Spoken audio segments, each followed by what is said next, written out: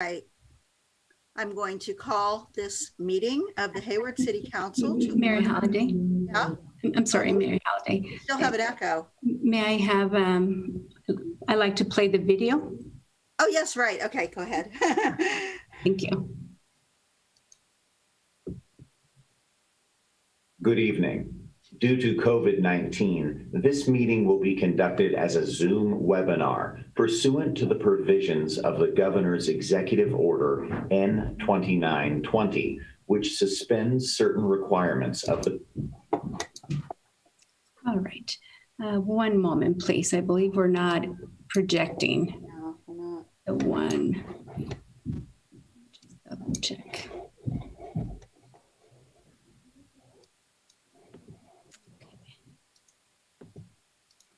I'm going to try this again.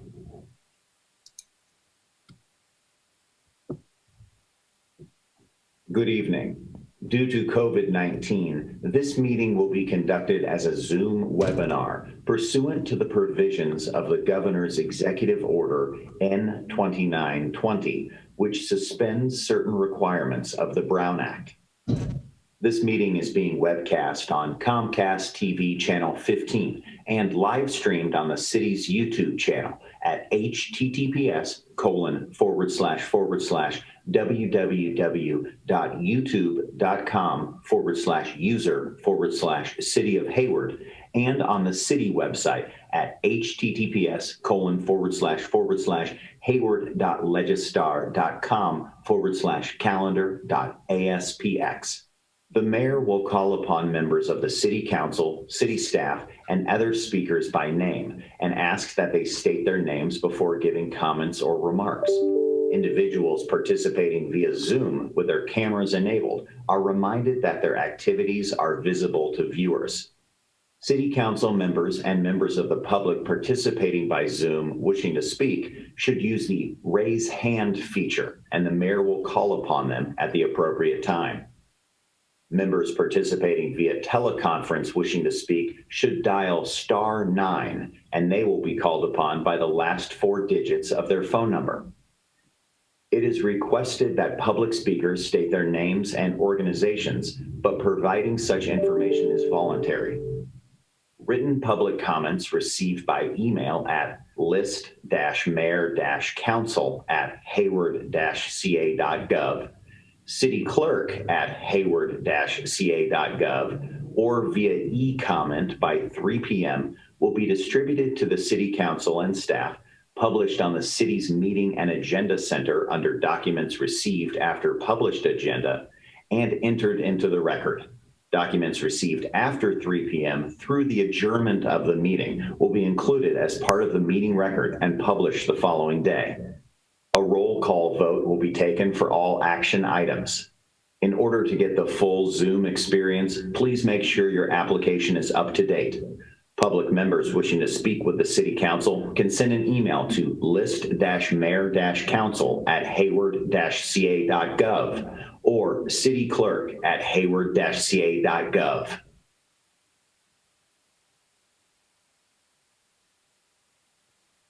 And with that, I am going to call this meeting to order. And I'm going to start by noting that it has been a very sad week in our country.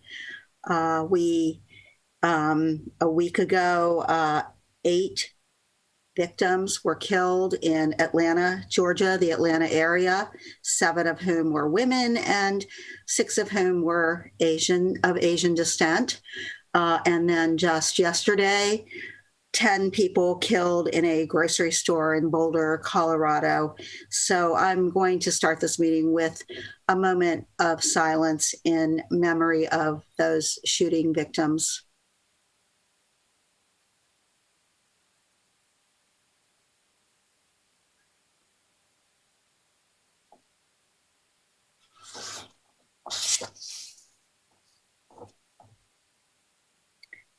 Thank you. And I will note that later on in this agenda, under item number 4, legislative business, we will be taking up the adoption of a resolution denouncing racism, xenophobia, and violence against the Asian American and Pacific Islander community.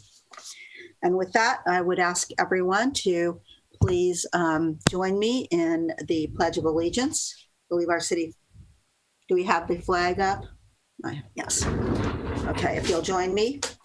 I pledge allegiance to the flag of the United States of America and to the republic for which it stands, one nation under God, indivisible, with liberty and justice for all. Madam City Clerk, will you call the roll? Yes, Madam Mayor. Good evening. Councilmember Andrews. Present. Councilmember Lamnin. Present. Councilmember Marquez. Present. Councilmember Salinas. Present. Councilmember Wahab. Here. Councilmember Cermeño. Present. Mayor Halliday. Here. Thank you. That brings us to the closed session announcement. This evening, we met in closed session to start our annual performance evaluations of our council-appointed officers, who are the city manager, the city attorney, and the city clerk. This evening's was to start off with the city clerk's annual performance appraisal, and I can report that the council took no reportable action. Now, that brings us to a special presentation we have this evening of a proclamation. This is in honor of Nowruz, which is the day of vernal equinox, celebrated in a part of our world in the Middle East, I believe, for the most part, but perhaps other places too. And, I will say that it is always good when we do these, because I think all of us learn a little bit as we learn about the various cultures and people in our practices of people in our community who come from all over the world. And so tonight we will be honoring this observation that is traditional in a part of our world. And I want to thank Councilmember Wahab for bringing this to our attention. And I'm going to ask her if she'll go ahead and read the proclamation. Thank you, Mayor. So the proclamation is whereas Nowruz, the day of vernal equinox, is celebrated as the beginning of the traditional new year by more than 300 million people around the world. And whereas Nowruz has been celebrated for over 3,000 years in the United States, Afghanistan, Albania, Armenia, Azerbaijan, Bangladesh, China, Georgia, India, Iran, Iraq, Israel, Kashmir, Kazakhstan, Kyrgyzstan, Northern Cyprus, Pakistan, Russia, Syria, Tajikistan, Turkey, Turkmenistan, Ukraine, Uzbekistan, and many other places. Whereas Nowruz is celebrated by Americans of all backgrounds, including those with Baha'i, Christian, Jewish, Muslim, Zoroastrian, and non-religious backgrounds. And since 2010, the United Nations has designated March 21st as the International Day of Nowruz. And whereas Nowruz symbolizes a time of renewal and community, it harkens the departure from the trials and tribulations of the previous year and brings hope for the new year. And whereas Nowruz, as the embodiment of the unity of cultural heritage and centuries-long traditions, plays a significant role in strengthening the ties among people based on mutual respect and the ideals of peace and good neighborliness.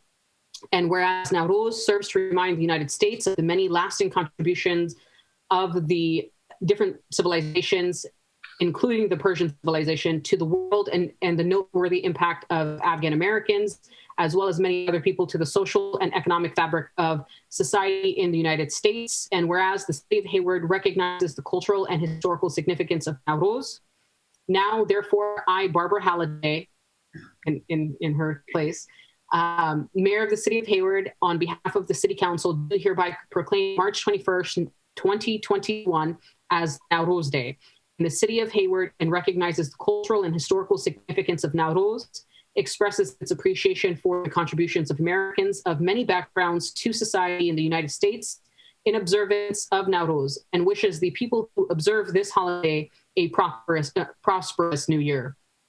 In witness thereof, I hereunto set my hand and cause the seal of the City of Hayward to be affixed this 21st day of March 2021, Mayor Barbara Halliday. I would also like to say personally, that as a proud American of Afghan descent, it's a great honor to bring a proclamation to the city of Hayward that is celebrated by millions of people across the world as a new day and a new year and the first day of spring.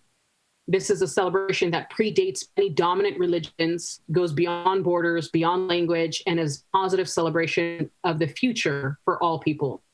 As we are all proud Americans that continue to work to ensure all Americans are respected and valued, this is to honor those that celebrate this holiday as we in America come from all walks of life, beliefs, cultures, and we can honor our diverse heritage because that is the beauty of America.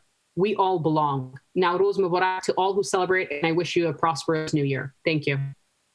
Thank you, and the same to you. And if there's one time of year that really deserves to be celebrated, I do think it is this time of vernal equinox. I think we can all feel spring coming on. So thank you very much for bringing that to us. And I'm glad we were able to recognize that this evening. We do have one other special presentation this evening before we go into the rest of our agenda. This is a certificate of commendation, and I would like to ask if our Development Services Director, Laura Simpson, is with us this evening. Director Simpson, are you with us? Yep. Turned our camera on. Can you see? Hi. Good evening. We can hear you. I don't know that I see. Yes, there you are. Okay. Wonderful. Well, this is your last meeting, last council meeting with us. I know that you will be retiring at the end of this month, and March 26th. And so we want to present you with a certificate of commendation, although being in the times we're in, I don't actually have that physical certificate yet, but it is in the making. It is, and I'm going to read it now, and we will get the real thing to you beautifully framed and, as soon as possible. But whereas the certificate of commendation is being presented to Director of Development Services Laura Simpson upon her retirement from the City of Hayward on March 26, 2021, in honor of her dedication and commitment to the City of Hayward organization and community. And whereas Laura Simpson joined the City of Hayward team in July of 2018 as Director of Development Services with over 25 years experience in the fields of planning, housing, redevelopment, and community development, and holds a Master of Arts degree in City Planning from UC Berkeley and a Bachelor of Arts degree in Urban Studies from Vassar College. And whereas prior to joining the Hayward team, Laura served in positions with Alameda County, ICF Consulting, and the cities of Oakland, Vallejo, Walnut Creek, and Concord. And whereas Laura is a member of the American Planning Association and American Institute of Certified Planners, whereas Laura's impact on the Hayward community will be felt for many years following her departure, particularly given her leadership and involvement in facilitating the online permitting and software kickoff, known as Energov, adoption of the Downtown Specific Plan, industrial district zoning regulations, and form-based code updates, and oversight of the sale of property located at Maple Court and Main Street. And whereas Laura's leadership has fostered a continuation of the Development Services Department's standards of collaboration, communication, respect, flexibility, and resourcefulness through transparent and honest communication with all staff on a regular basis, and initiation of Zoom happy hours, regular employee pulse checks, and supporting continued employee development and recognition. And whereas Laura has demonstrated outstanding leadership, innovative thinking, diligence, grace, and productivity for collaboration and talent development during her tenure in Hayward, and her professionalism and dedication to this organization will be sorely missed.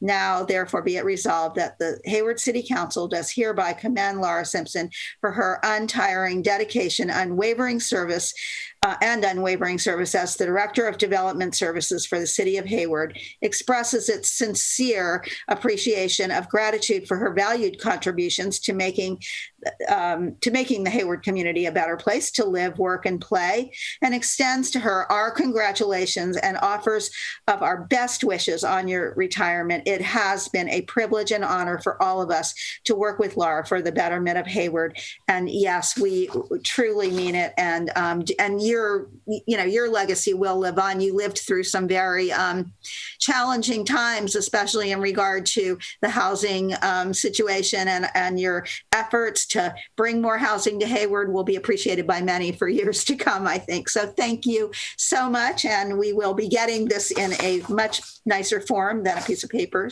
soon. Thank you. Thank you so much. That was Mayor Halliday, can I just say a couple words before Laura jumps in? Sure.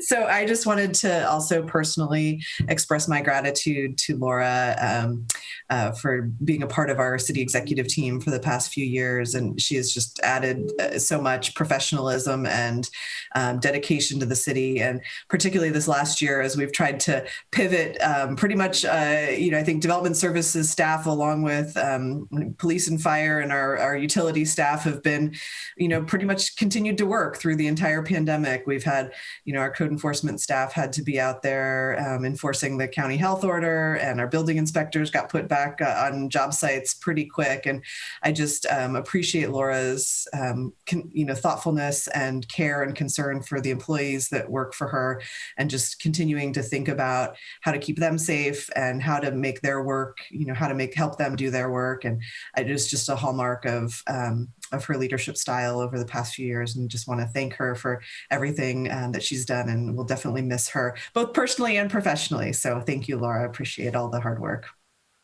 Thank you. Thank you so much. I would just say it's been an honor to work for the city of Hayward. I really have loved the policies that the council has put into effect in the city. And, I feel very aligned with the city in many ways. And I really feel grateful that I've been able to work with Kelly and the entire executive team and the development services department. They're just a wonderful group, really hardworking, everyone. And, it shows given that we could continue to be working hard through the pandemic, and it just amazes me. But I will miss everyone, and I will stay in touch as best I can. But I am grateful that I was able to contribute to the future of Hayward, and I'll look forward to retirement, but staying in touch with everyone. So thank you very much.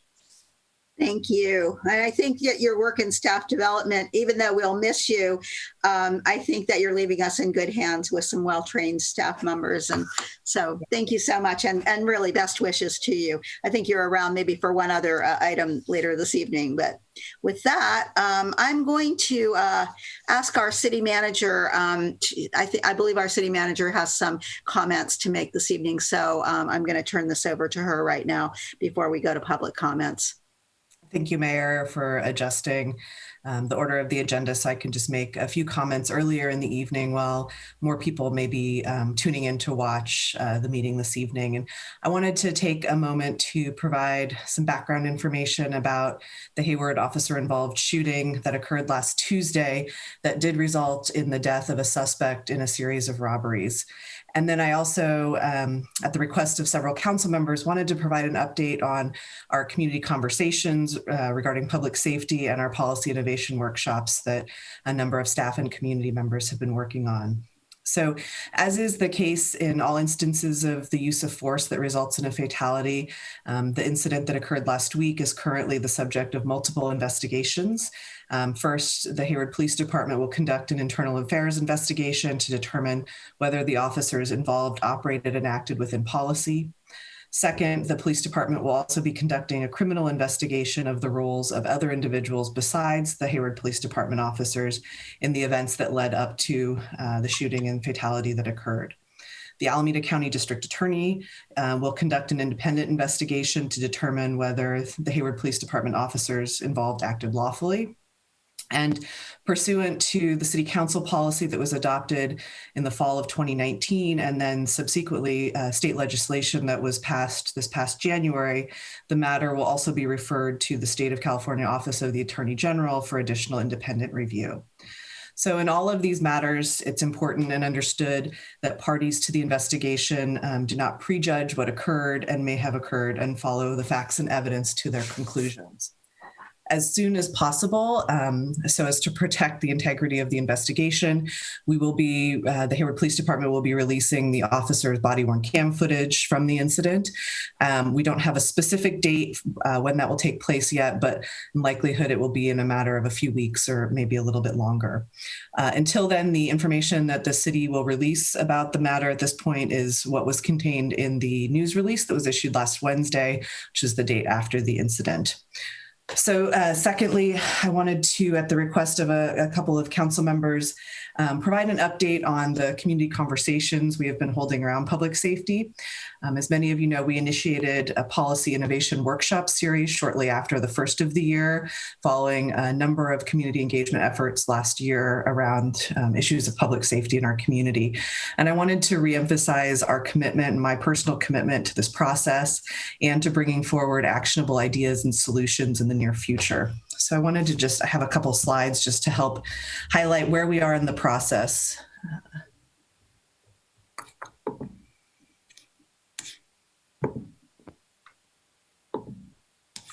Are folks able to see that? Yes. Okay, great. Thank you. Okay, so we've convened city staff from a number of different departments across the city, along with community volunteers from a number of the council-appointed boards and commissions that are participating in a series of workshops where these workshops are designed to allow for deep listening to issues of concern around public safety and to brainstorm ideas and solutions that can be put into practice. To date, we've completed 3 workshop sessions. You can see on the slide that those workshops initially focused on some team building as the groups split into working groups, created challenge statements, identifying knowns and unknowns, identifying stakeholders, and preparing for stakeholder interviews. And here are the next steps in the process. As you can see, last week and this week, the teams have been conducting empathy interviews with a number of stakeholders and will document their learnings from that. They are beginning the process of identifying and prioritizing solutions, and then really kind of culling all of that information into presentations to the Council Budget and Finance Committee on April 26th. And I would encourage members of the public who are interested to listen into that Budget and Finance Committee meeting. It will be available online. Folks will be able to listen in.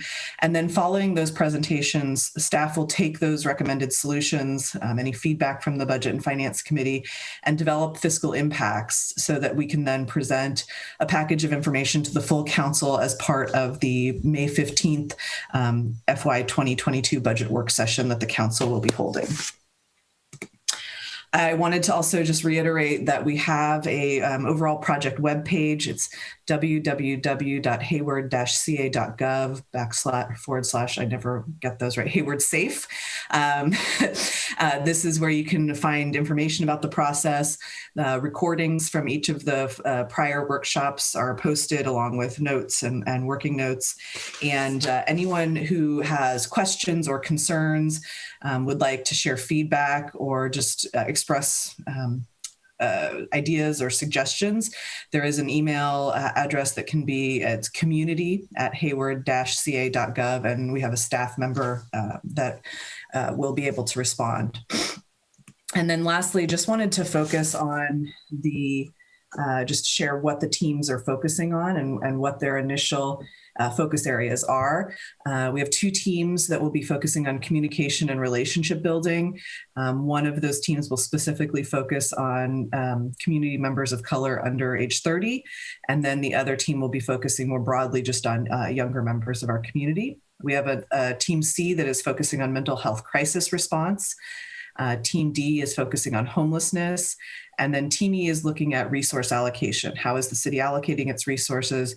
And particularly, how are communities of color experiencing that resource allocation? So I've been in communication with the teams. I'm excited to hear some of the ideas that are coming out of the groups. And I think the council and the community will be interested in hearing those presentations as well. So I wanted to thank the council for allowing me the opportunity this evening to share some of this important information. And we will provide more information as we have it in the coming weeks. Okay, thank you for that. And I don't see any hands raised from council. So we will now move on to our public comments this evening. This is your opportunity to comment on any items not otherwise on the agenda. I see that we do have some hands raised from the attendees. So Madam City Clerk, will you go ahead and start calling on the commenters? Yes, Madam Mayor, I'll be happy to do that. The first person is David Metters.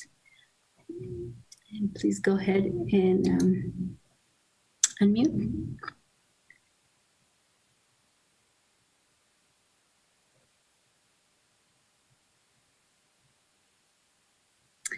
Are you there?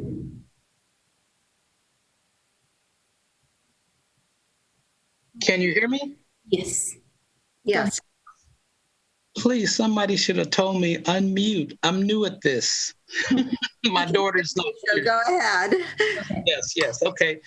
First of all, I want to say, just give some comments for you being on the council and everything else. It warrants bravery to deal with the situations that we're going through, and I just like to thank you for your courageous support.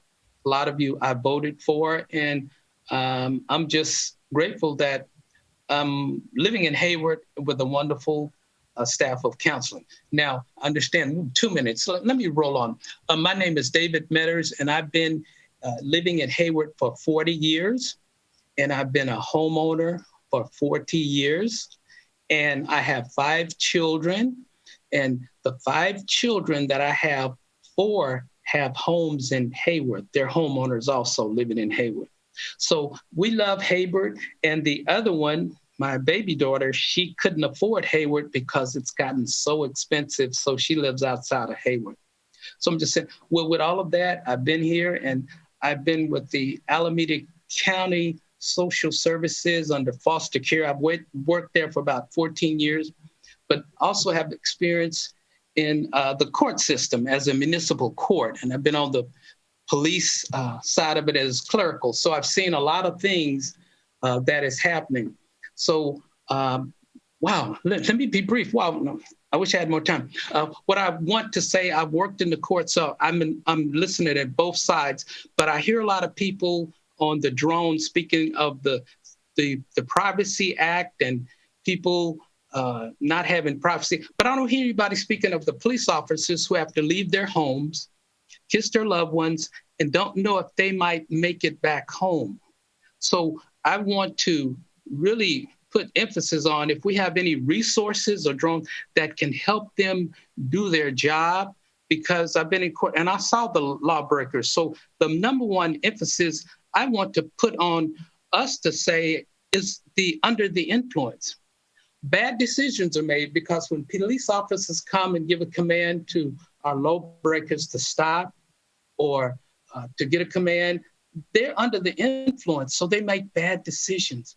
So I want us to know, by me being in the court system and working, do you realize that if someone is under the influence, an ink pen or a fork becomes a deadly weapon?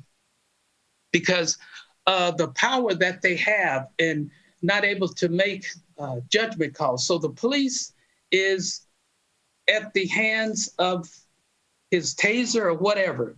But if these drones could be in a position, oh my, I'm finished already? Well, yes, more time?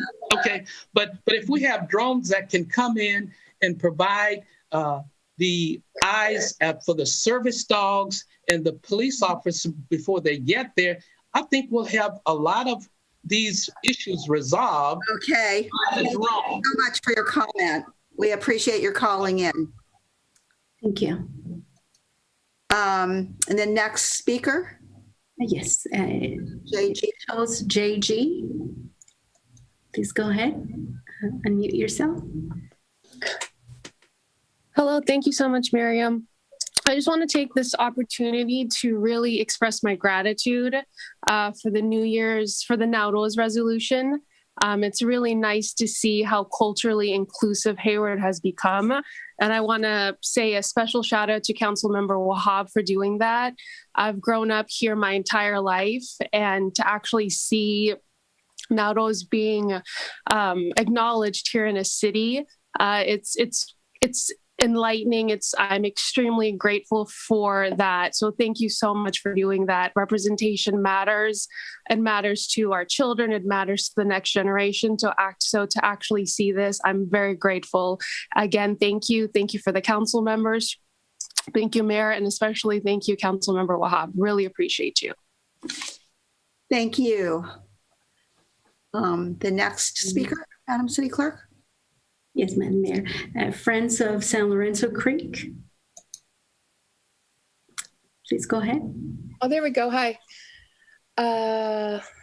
Let's see. Hello, good evening. Thank you for the opportunity tonight to address you with a serious concern about our lack of recognition of the indigenous people who lived here before us and suffered genocide at the hands of European settlers so that we could now live here. My name is Dr. Ann E. Maris. I'm a PhD biochemist, an educator, a community volunteer. I am a product of the Hayward Unified School District, Baywood Elementary, Bret Harte Junior High School, Hayward High, the Cal State University System, the University of California, Brownies, Girl Scouts, the Hayward Area Parks District, Camp Potawatomi, Lone Tree 4-H. I'm an educated person, and yet I did not realize how long the Ohlone lived here before the Europeans took over until I started working to save Ruby Meadow. There's an Ohlone site there, CA-ALA 566. And by digging down just a few feet, archaeologists learned that Native people used Ruby Meadow for a gathering place and to eat food, not as a campsite. The location's at San Lorenzo Creek, and we can imagine the Native Americans there on their way from the bay to the hills, stopping to have a rest. Last June, we had a speaker asking the city of Hayward to make sure its development has a vested interest in the culture, not just of the people who live here now, but also of the people who lived here before us. And I want to reiterate some of the questions that she asked, because I don't know that they've been answered yet. So her questions were, is there an opportunity for Ohlone or indigenous leaders to come in and participate in any of the decision-making around land purchasing or rezoning in the former Caltrans land, the 238 land? We have 10 acres right now being given to Hard. Why not be forward-thinking and give it back to the Ohlone? Why not be the first one to let them have some of their land back? Another one of her questions, is there any effort on the city council or officials' part to reach out to those communities and engage them? Because of the way some of the existing systems have been violent, there may be a lot of mistrust, and therefore it's on us to do that extra work to reach out. How are we going to step up in this time that we are really being called to consider the way that we've been farming, zoning, and industrializing that has not been beneficial to the climate or the ecological stability of the planet, of a global population? How does Hayward City Council plan to engage the indigenous and spiritual leaders in our community? So I know that's a lot, but I was inspired by your resolution for the Asian people. And I feel like we owe something to the indigenous people who are not gone, who are not extinct, and are still here. Thank you. Thank you. Our next speaker looks like Friends of San Lorenzo Creek. Actually, that was Friends of San Lorenzo. I'm sorry, that was Ms. Maris. Okay. Next speaker then is Lori Hawley. Please go ahead. Unmute. Can you hear me? Yes. Yes. Oh, yay. This is my first Zoom meeting. Hello, everybody. The purpose of my call is, first of all, I'm Lori Hawley, and I am the lead store Highland been a very lengthy conversation going about the tent settlement on the corner of Foothill and Mission, where all the flags are. I call that the flag garden. And there's been a lot of concern as to why the tents have been allowed to stay. And I know that some have already been gone, and Councilwoman Mohab has been very responsive to our questions about that. And I know it sounds like they are going to be moving, but my main concern was why they were there so long and allowed to continue to grow during this time. So that's basically all I have to say. And hopefully there's other next door members also speaking tonight. And thank you very much. All right, thank you. Well, maybe we'll get through the rest of the public comments, and then I will ask our city manager to respond to that. And actually also perhaps let us know about the drone issue that Mr. Matters brought up and when that might be coming back. So, okay, our next speaker looks like Remo Kumar. Yes, please go ahead.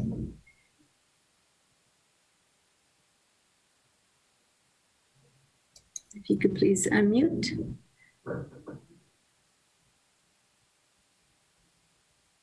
Okay. All right, are you there? Are you able to hear? Could go to the next speaker and we'll come back. Okay. Hear me? Oh, there you go. Can you hear me? Yeah, my name is Remo Kumar, and I worked a lot in the science and technology area, and I met a very bad accident, and I was a permanent disabled person now. I came to Hayward, and it is a very nice place in Storage Road. I bought a house January end of last year, and I moved to that house immediately. The virus started in February, March. That the house is 10 years old. I was staying there, and I need a bill department, and all those things are all, I don't know whether they are open or anything. And I asked the American Disability Agency also. They told contact the council members, and they will help you because they are all selected by the people. They will help you. So I need to have my road has walk path as well as light in the place, because I first entry of the Storage Road, immediately you will see 100 feet, 1,000 feet while walking, 6 light will be there. Another 2,000 feet or 3,000 feet, there will not be any lights, but street light will be there. So please help me in this area. And I was very happy and very nice place to live in this. And I like to work with you soon, because in Patterson also I worked a lot in the community services as well as a lot of areas. And I published a lot of papers, and I was considered as a American Mathematical Association scholar, artificial intelligence scholar, so many scholars I have. And I wanted to contribute. Once I become all right, I want to contribute. Recently, what I had is problem is I'm in the hospital now. I'm talking to you because I got 2 heart attacks, because the doctors are all find out I need to have a walk path. I'm not walking, and I need to have something. You can see when you have, I want to salute one of the person is Francisco, your council member. He helped me to, who is the person to contact and how go with the path to get it, some of the areas in my house to be get it done. So I can did some of the work in my house because it's a very old house, and some pens I put and around this house. And it is very happy to work with you. And once I become all right, I will also contribute a lot to the council and want to do social service.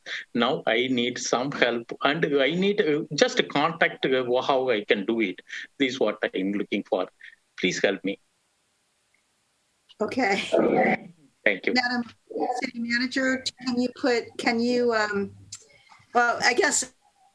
Yeah, I just was trying to clarify, Mr. Kumar, did you say Star Ridge is the street you were concerned about? Madam City Clerk, can you make sure we have? Yeah, Star Ridge Road, home, the home. Yeah. Star Ridge Road, that is It is Hayward. Strawbridge? No, Star Ridge, which we think is actually, I think it's Yes, Star actually, Ridge Road. Sorry. it's actually in unincorporated area, but we can help. We might be able to help connect Mr. Kumar with the staff at the county who can assist on the request. So, Okay, so probably the best, Miriam, what is the city clerk's office phone number so Mr. Kumar can call and give you his contact information and we can follow up? Yes, definitely. Phone number 510-583. 1 second. Okay. 510 583 583 4400. 4400. You could if you call, tomorrow morning, and Okay. we'd be happy to connect you with the right department. Okay, thank you very much for your Thank you help. for joining the meeting tonight. Yes. okay, thank you. And before we go to the next speaker, I just wanted to say that a message flashed up saying my internet connection was unstable. It seems to be continuing okay, but Mayor Pro Tem Wahab, if I disappear, be ready to take over while I fix that, hopefully. Okay, with that, we'll go to the next speaker. I believe that's Francis. Correct. Please unmute. Go ahead. Hi, can you hear me? Yes. Yes, hi. I'm calling, I have the same concern as Lori earlier. This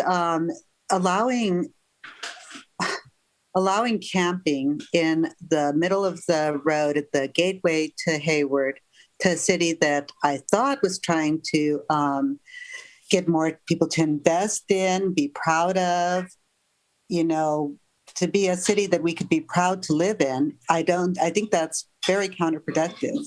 And I also don't understand why this has been allowed for so long.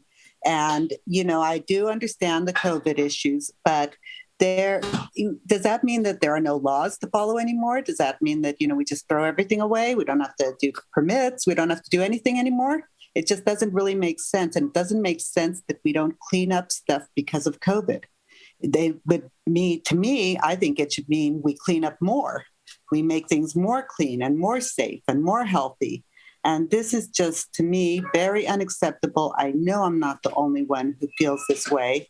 I know that, I go to other cities and they do not have homeless at their gateways. And if they do, then people leave those cities. And that's not what I want to see for Hayward. I don't want to see Hayward turn into a tent city or a slum. There are, I think, other solutions. I think the city owns the property.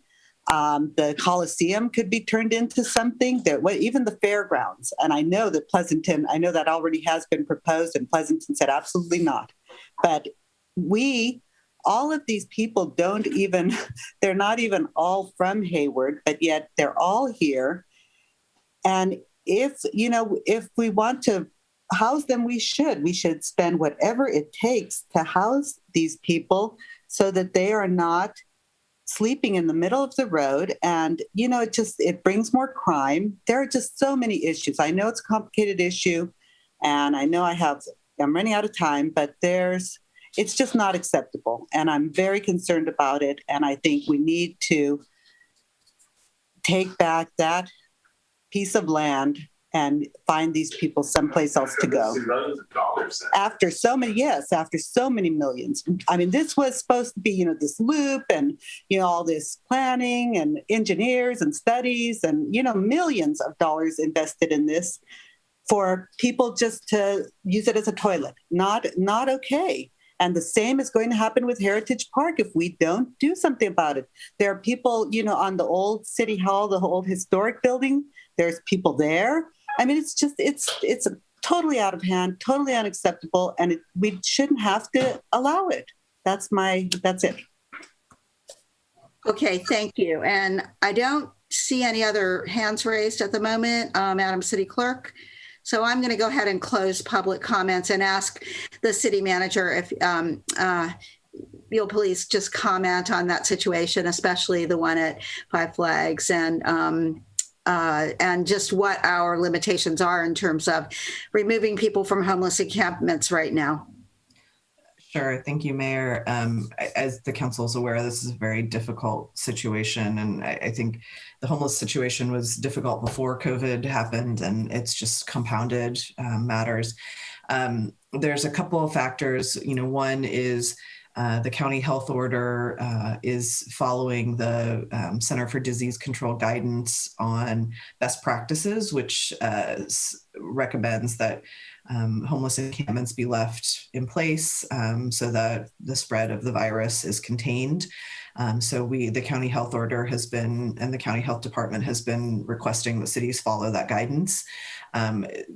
Coupled with that, there's some legal decisions where the city and some Supreme Court decisions where the city, there are certain requirements that the city has to meet before they can ask individuals to relocate from an area. And so we do have, and the council has been very proactive in creating our Homeless Navigation Center.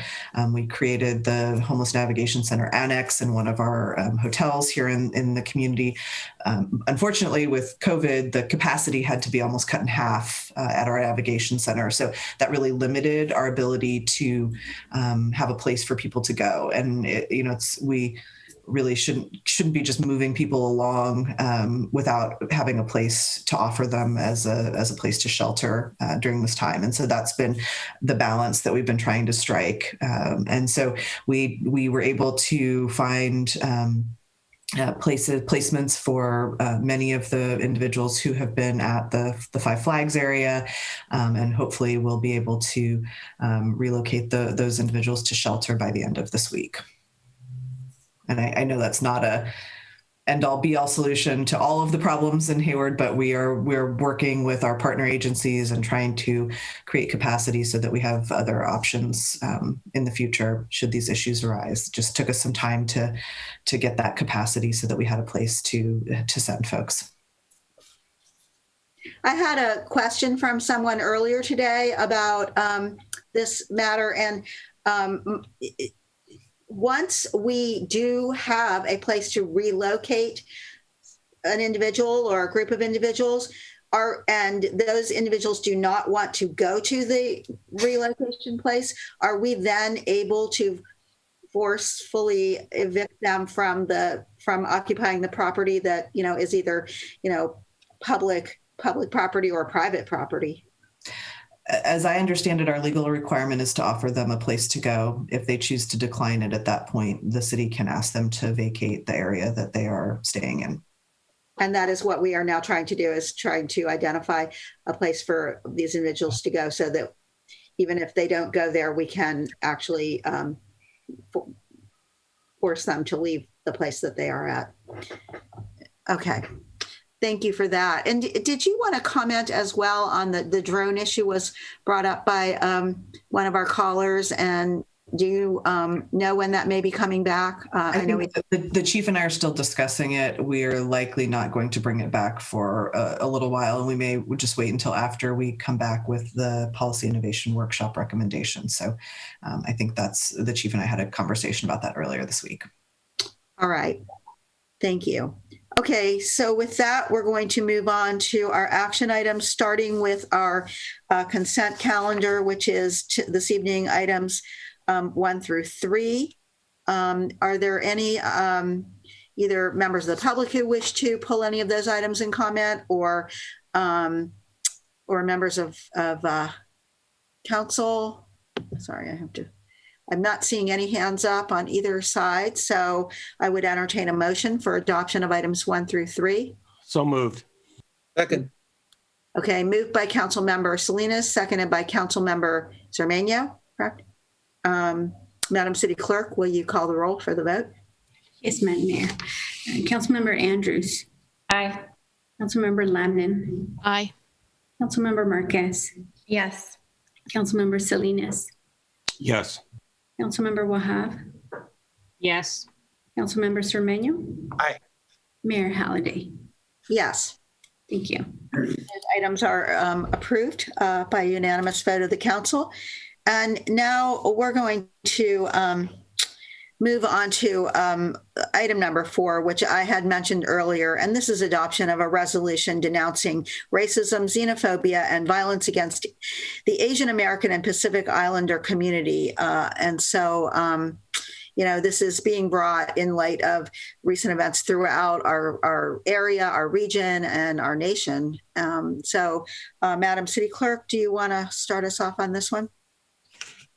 Well, I think maybe Mayor, I'll start off, and I don't know that there's really a staff presentation, but we wanted to, given the events of last week in particular, and just also the continued targeting of our Asian American communities in light of the COVID-19 pandemic and some of the hate crimes that we've seen, we thought it was important to bring forward a resolution that the council could take action on, denouncing any of those, the racism, the xenophobia, and expressing our deep concern for our Asian American, Pacific Islander communities here in Hayward, which are a significant number of our residents. So this is just an opportunity for the council to express their own thoughts on this matter, and then we will send a public message about the council taking action on this item tonight, assuming the council adopts the resolution. All right. Shall we read the resolution? Okay. That would probably make sense. I'm going to go ahead and read the resolution. Great. And, so this is resolution denouncing racism, xenophobia, and violence against the Asian American and Pacific Islander community. Whereas rising fear stemming from the COVID-19 pandemic and rampant hate-filled political rhetoric has encouraged an increase in racism, harassment, and acts of violence against Asian American and Pacific Islander communities. And whereas Asian Americans and Pacific Islander communities have been victims of thousands of documented reports of racially motivated violence and discrimination, and are asking for support and solidarity in light of the attacks they are facing. And whereas the Centers for Disease Control and Prevention, CDC, asserts that stigma associated with COVID-19 may currently be affecting persons of Asian descent who work as emergency responders or healthcare professionals. And whereas the World Health Organization indicates that stigma can result in severe health problems and difficulties controlling a disease outbreak, driving people to hide illness to avoid discrimination, preventing people from seeking healthcare immediately, and discouraging them from adopting healthy behaviors. And whereas over 2 million Asian Americans and Pacific Islanders are working on the front lines of the COVID-19 pandemic in healthcare and as first responders, and whereas medical personnel and first responders that are on the front lines in caring for patients with COVID-19 must be provided our unwavering support as they sacrifice to continue to work through the pandemic. And whereas Asian Americans and Pacific Islanders cannot be blamed for COVID-19, do not represent a greater risk of spreading COVID-19, and should not be the target of continued verbal and physical attacks in any regard. And whereas Hayward's population is comprised of nearly 30% of Asian American and Pacific Islander residents, our neighbors and community members who are subject to these rhetorical and physical attacks. And whereas Hayward is dedicated to providing safety and equity to our communities of color, stands with our Asian American and Pacific Islander communities, and condemns these heinous attacks. And whereas Hayward continues to work to advance racial equity and compassion in Hayward, and strongly denounces racist ideologies and rhetoric that place blame for COVID-19 on Asian Americans and Pacific Islanders, the discrimination against those communities and the acts of violence committed against them is aligned with that work. Now, therefore, be it resolved that the City Council of the City of Hayward hereby honors its commitment for an inclusive, equitable, and compassionate community, and condemns the xenophobia, racism, discrimination, and anti-Asian American and Pacific Islander racism aimed at our communities. And so this resolution, I'm going to suggest, it probably would have happened anyway, that this be, once we adopt it, be put in on our website in a prominent place so that everyone in the community can see it. And I do see that we have some council members who wish to comment. Councilmember Wahab? Do we take public comments first or no? Well, we would. I'll open public comment, but I don't see any hands raised. Is there any member of the public present right now who would like to come? Oh, I do. Okay, there's a hand. Thank you. Alexis Villalobos. Please go ahead.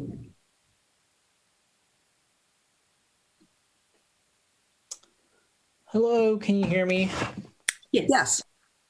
Hi, good evening, Mayor Halliday and council members, Manager McAdoo, and city staff. I'm Alexis Villalobos, Hayward resident, community organizer, and a proud ally of my Asian and Pacific Islander sisters, brothers, and non-binary siblings.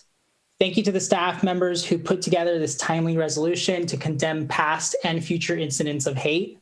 This has all been an incredibly emotional time. I've seen the faces of my friends, countless faces online, in so much pain, hurting from grief, from fear, from outrage. But I've also seen amazing strength in folks marching on our nation's streets and organizing to lead us forward. These unthinkable hate crimes have shaken us all now, but incidents of hate against Asians is nothing new. And the objectification of Asian women and the dehumanizing of sex workers and violence against women are nothing new. And neither are the hatreds the way that they intersect. All of us have a duty to stand up against hate wherever we see it, whenever we hear it, whoever it's coming from.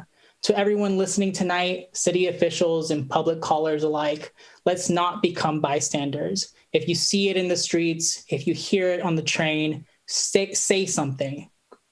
Introduce yourself to the person receiving the hate, offer to help, offer to walk them with them, offer to help them get out of that situation.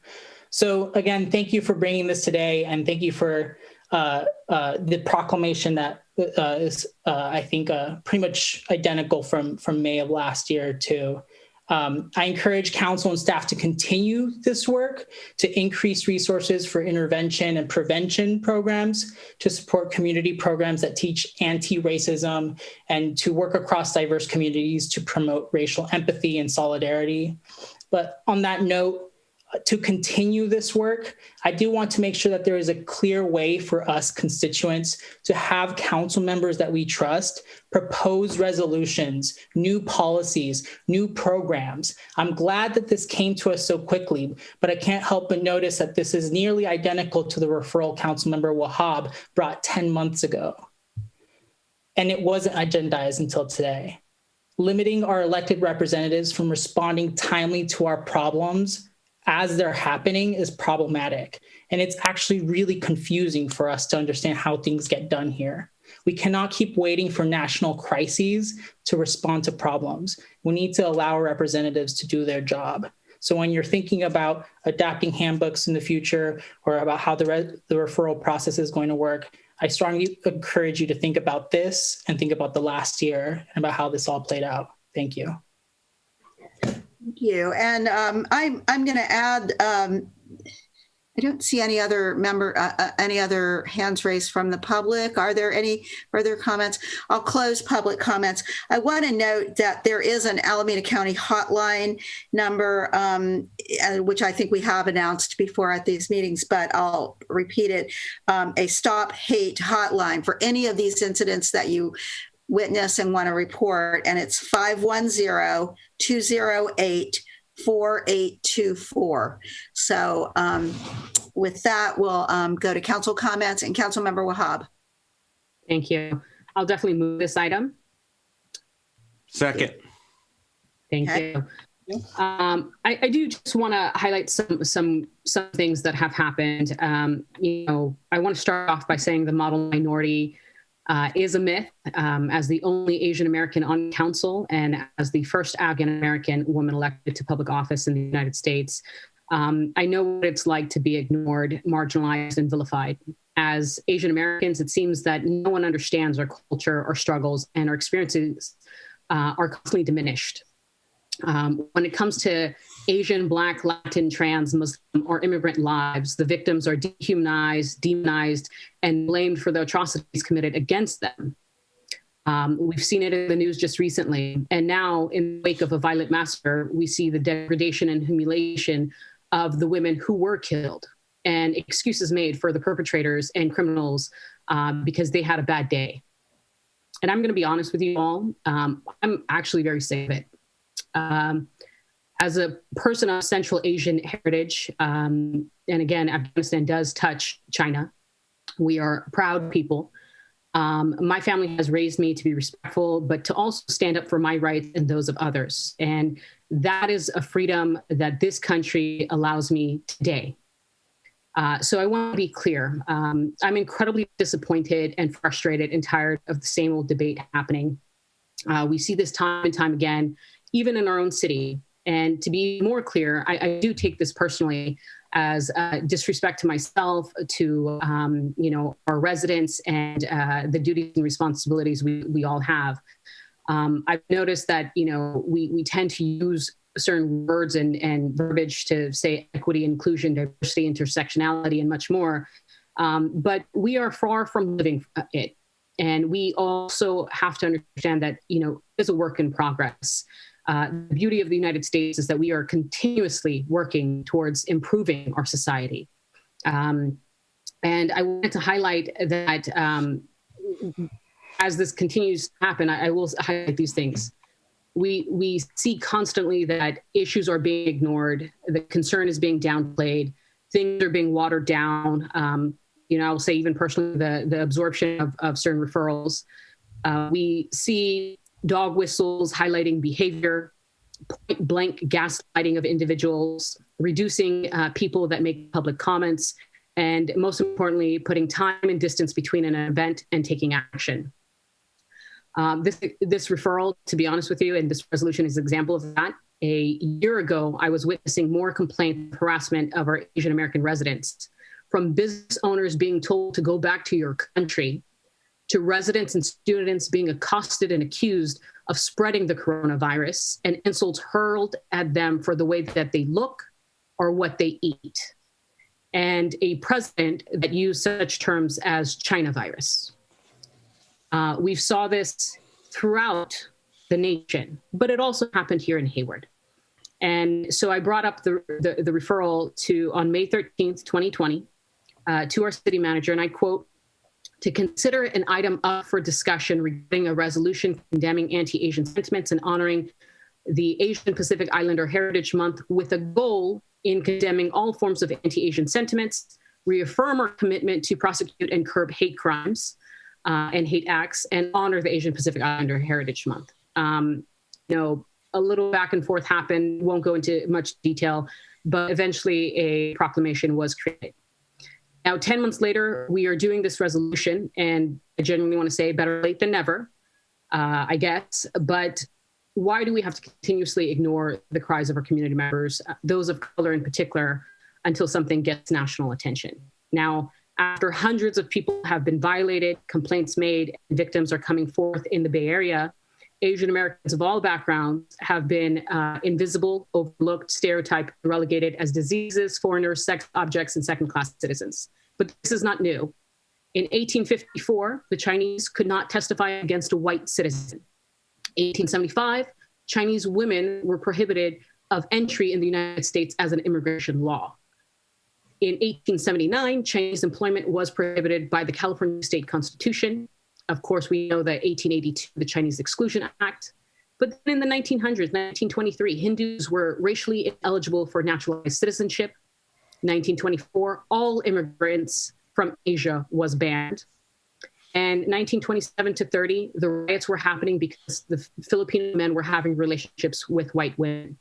1940s, we are familiar with the Japanese internment camps. And today, exclusion and quotas of Asians in leaderships, in school, data, gaslighting, violent attacks, and much more is prevalent. But it's getting national attention. The staff report states that Stop AAPI Hate reported that 2,800 incidents of discrimination happened in 2020, with 700 alone just in the Bay Area. Now, I want to make it clear that this number is far lower than the truth. Many of us, Asian and other people of color, do not report incidents of discrimination or hate because we are often gaslit by authority and told that it doesn't happen. Even we've heard it here, it doesn't happen in our city, in the Bay Area, or in California. or that this doesn't contribute or it's not big enough to deal with. What we have witnessed is a tipping point in our society regarding racism. We've seen it across the board. None of us are safe from it. Anti-Asian racism has been happening for centuries. As I mentioned, it is not new. I am happy that people are finally stepping up and acknowledging this. So I ask the city of Hayward and all individuals to be considerate when we use the word equity. Each of us, a single member of council, a single member of the public, and a single opinion do matter. We don't have to agree on every policy or direction.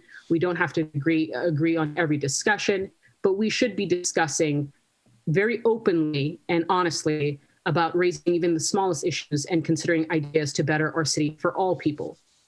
Equitable reasons matter. I do want to say that I'm very proud that the city has been working extremely hard on ensuring that all voices are heard. I just want to highlight that we have to continue to work at it proactively. I know every single member of this council work on it privately and publicly. So I hope that we continue that. And we are one community. And the beauty of the United States, as I mentioned earlier, is that we all belong. So thank you. Thank you. Councilmember Andrews.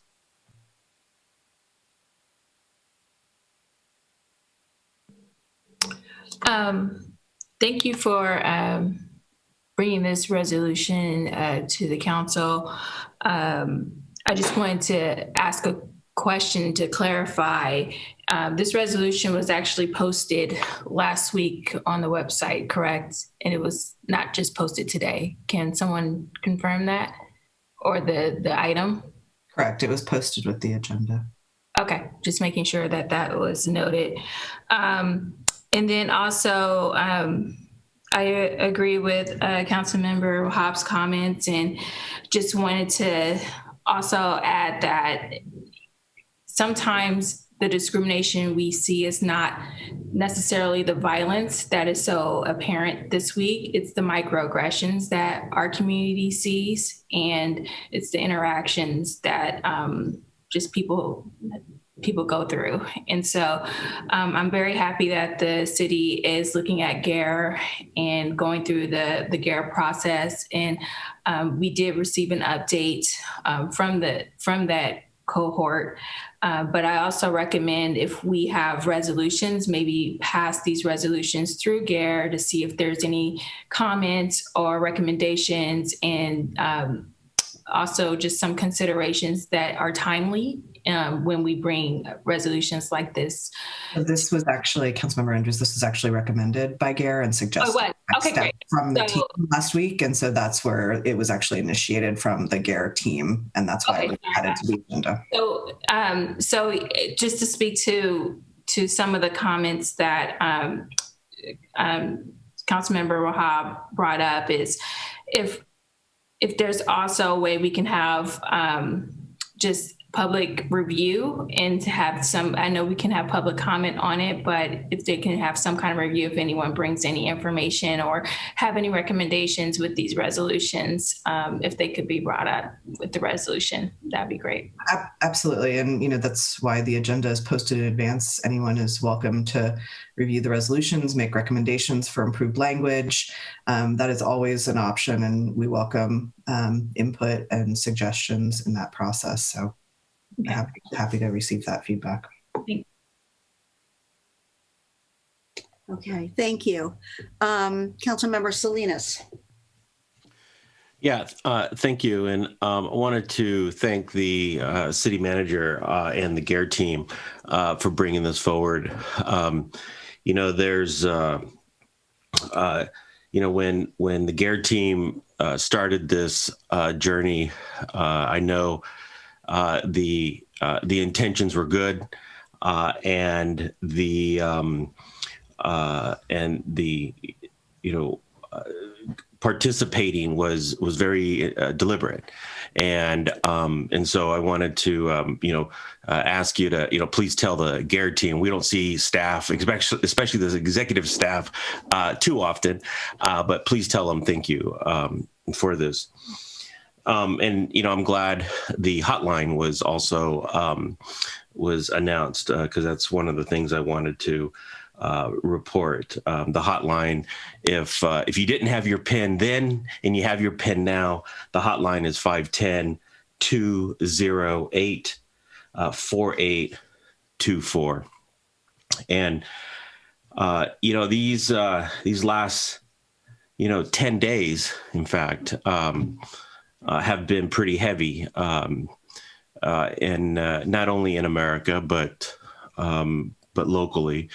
And I think over the last several years, especially after the past administration in Washington, we saw, and as we have seen in years past, we have seen where when rhetoric inflames in Washington, communities across the country, like Hayward, deal with the consequences. Words do matter. And when press conference after press conference, briefing after briefing, you hear some of the most vile, some of the most hated vernacular and words and terms and assaults, it almost becomes normalized. And we're at a point now that we've had a new president for less than 60 days, or 90 days, and we're now sort of detoxing a lot of the garbage that we heard, and in some cases we still hear on occasion. But I think here in Hayward we've been fighting this, and we've been combating this along with the rest of the country for many years. But anyways, these last 10 days have been pretty heavy. And last week, after the council meeting, I Wednesday morning I had class, and and about a third or a little under half of my class are Asian, and these are college students, and we're in the middle, coincidentally, reading about the historical relationship between Asians and Asian immigrants and California and the United States, and the history is fraught with racism. The history is fraught with discrimination. And the history is fraught with institutionalized racism. And while we were in the thick of that conversation last week and this week, this is the backdrop, right? And as an educator, it's our responsibility to listen, right? It's our responsibility to provide a space for students, regardless of the grade, is to provide a space for students to process, reflect, and give them the time to express how they feel and what they're feeling. And so, so this week and the weeks, I hope that our city listens to what people are saying, what our neighbors are saying, but not only here at home, but across the state and across the country. The experiences are real, and I think it's time. It's time again that we listen. And then yet again tomorrow, I'm going to go back to class and have a conversation and convene class about violence when we've had this horrible, horrible incident that has happened over the last 24 hours. And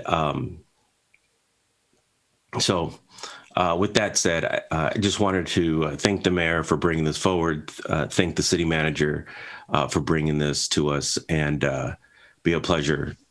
And I'll be voting yes. Thank you. Thank you. Councilmember Zermano.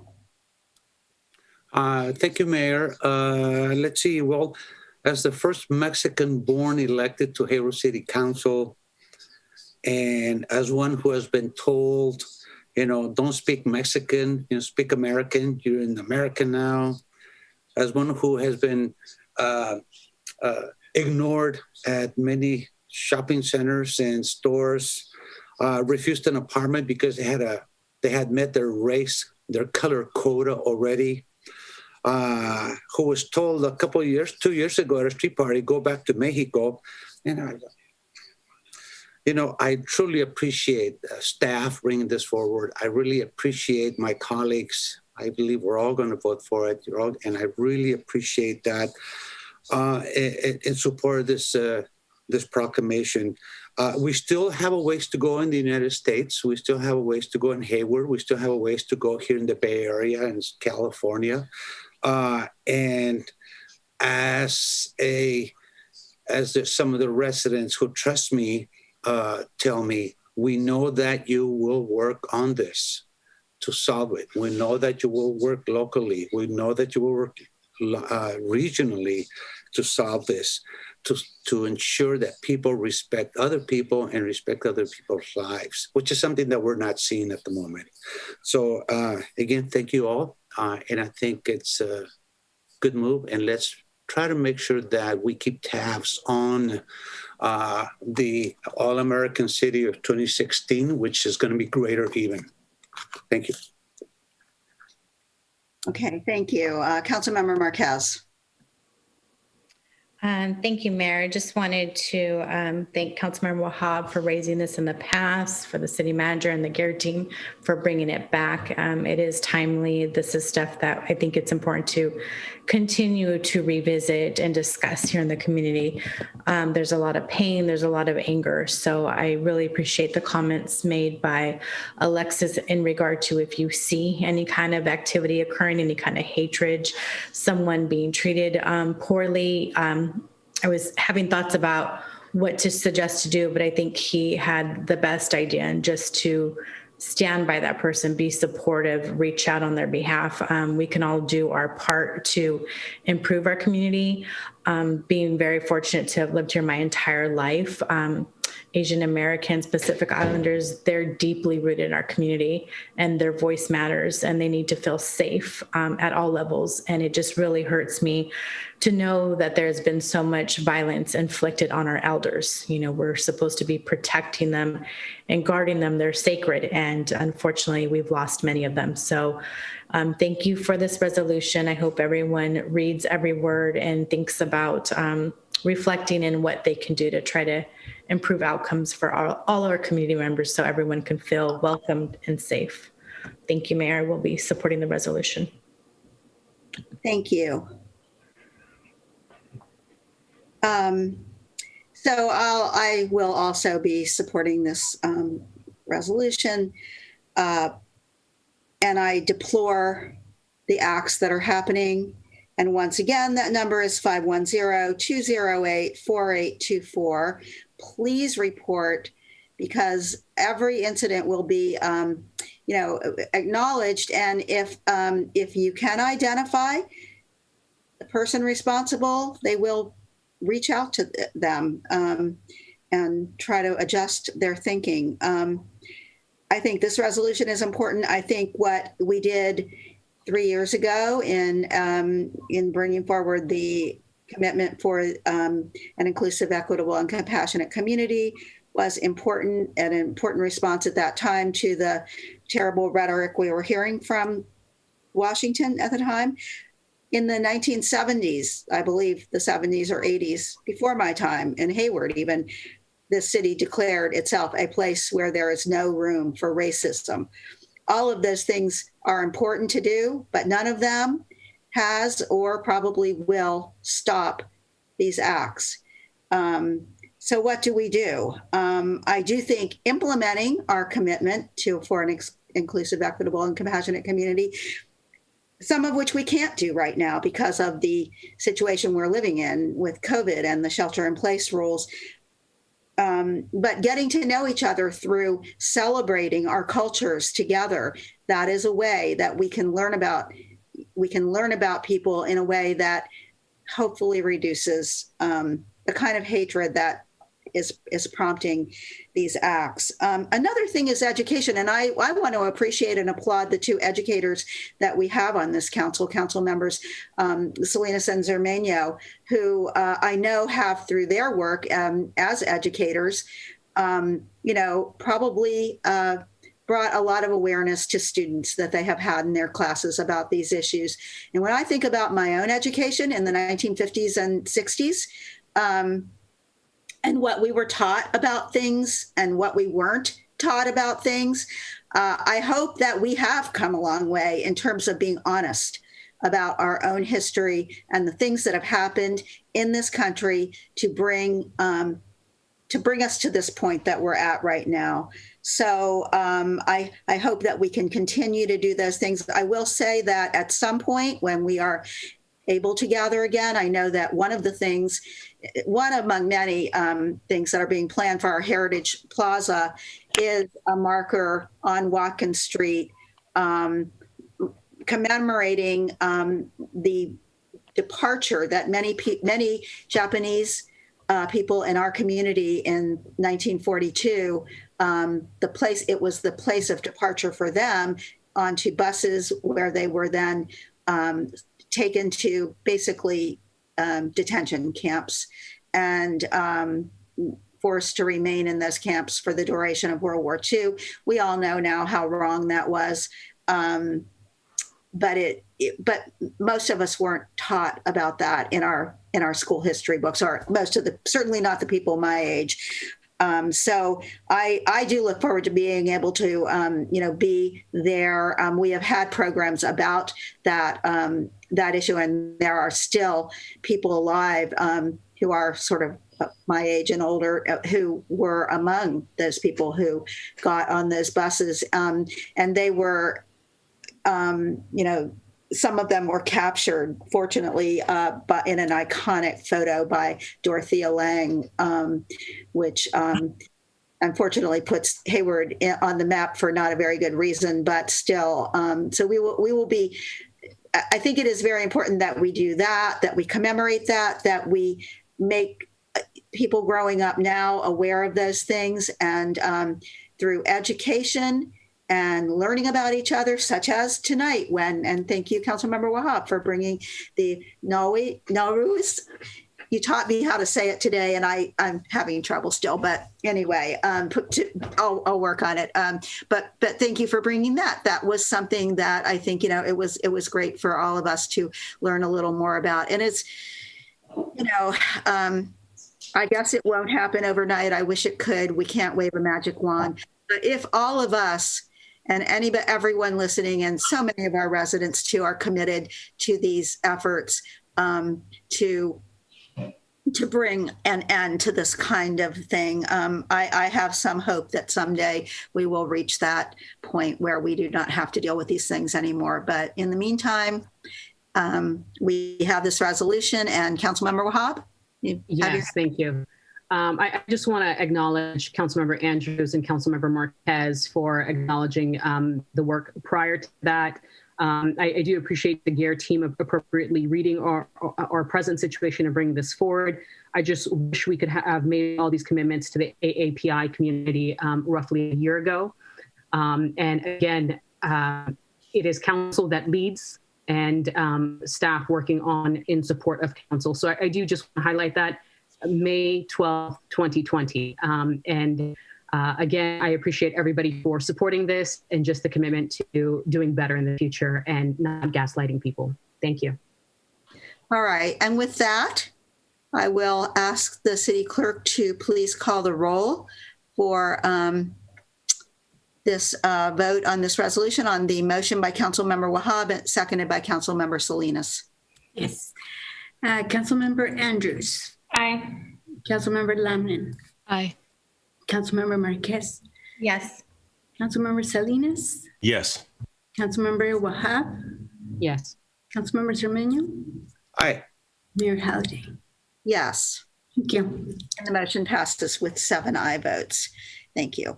And we will be featuring this resolution on our website. Okay.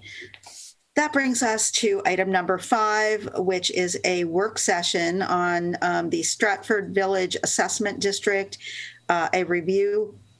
We are going to review a proposal to hold a Proposition 218 election for Maintenance District Number 1, Stratford Village Stormwater Lift Station. And I believe we will hear from Maintenance Services Director Ruhlman on this one to start us off. You will. Good evening, Mayor and council members. We're here tonight to present the council an overview on the Stratford Village Assessment District. Tonight's report will be presented by Management Analyst Denise Blom. Denise is the project manager for all of the city's lighting and landscape districts. Assisting Denise tonight will be Kyle Tankard, the senior consultant with SCI Consulting Group, who are working with the city on this project. So from there, Denise, take it away. Thank you, Todd. Can everyone see the presentation? No, see it, Denise. No? No. Uh-oh. Okay, 1 second, sorry. Okay, there it is. Okay, very good. So good evening, Madam Mayor, members of the City Council. Tonight we are going to discuss the Stratford Village Assessment District, known as Maintenance District Number 1. Stratford Village has its own dedicated stormwater lift station, whose sole purpose is to provide around-the-clock flood protection to the 174 properties there. Tonight, we will discuss this important stormwater infrastructure, the purpose that was created for Maintenance District Number 1, a funding issue that we have here, and our proposal to conduct a Proposition 218 process, followed by next steps. So as a general overview, this maintenance district was created over 25 years ago, and as a condition of development, required extensive grading and the building of a privately built stormwater lift station, the only privately built stormwater lift station in the city, as a condition of development, because the area is below the 100-year flood zone. So this assessment district was formed in 1995 to service only this specific development, and the maintenance district was put into place as a mechanism for the property owners to fund the station's operation, maintenance, and capital replacement and repair in perpetuity. When this assessment district was formed over 25 years ago, a maximum assessment rate was set then, with no annual inflation factor applied. So as the years passed, costs go up. So currently, the revenue from the maximum rate currently pays for the operation and maintenance only of this lift station. It does not cover the cost to repair and replace the capital items. Our partners in Alameda County Flood Control District under contract operate and maintain this district for us. I have 2 pictures on the right of the slide. So the top right is a line drawing of the 174 properties. And then the bottom right shows a circle around the pump station. So part of our educational outreach to the property owners is just actually letting them know that they do have a stormwater lift station that was specifically built for them to protect them from flooding.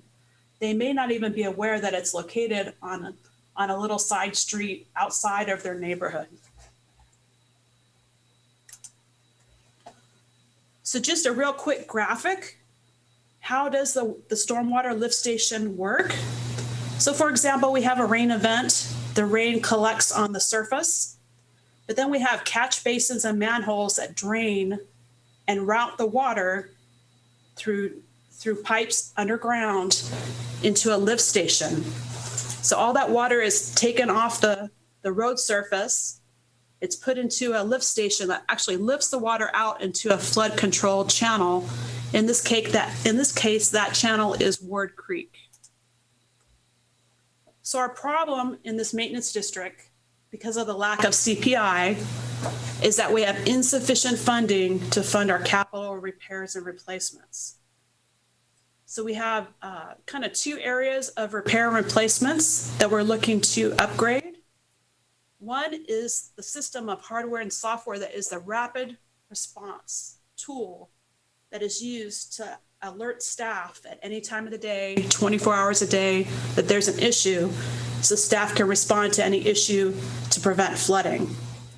And kind of the second part of the capital is the infrastructure, the pumps, the building, the generator. Those things age over time, and they need to be repaired and replaced. So what is the funding issue?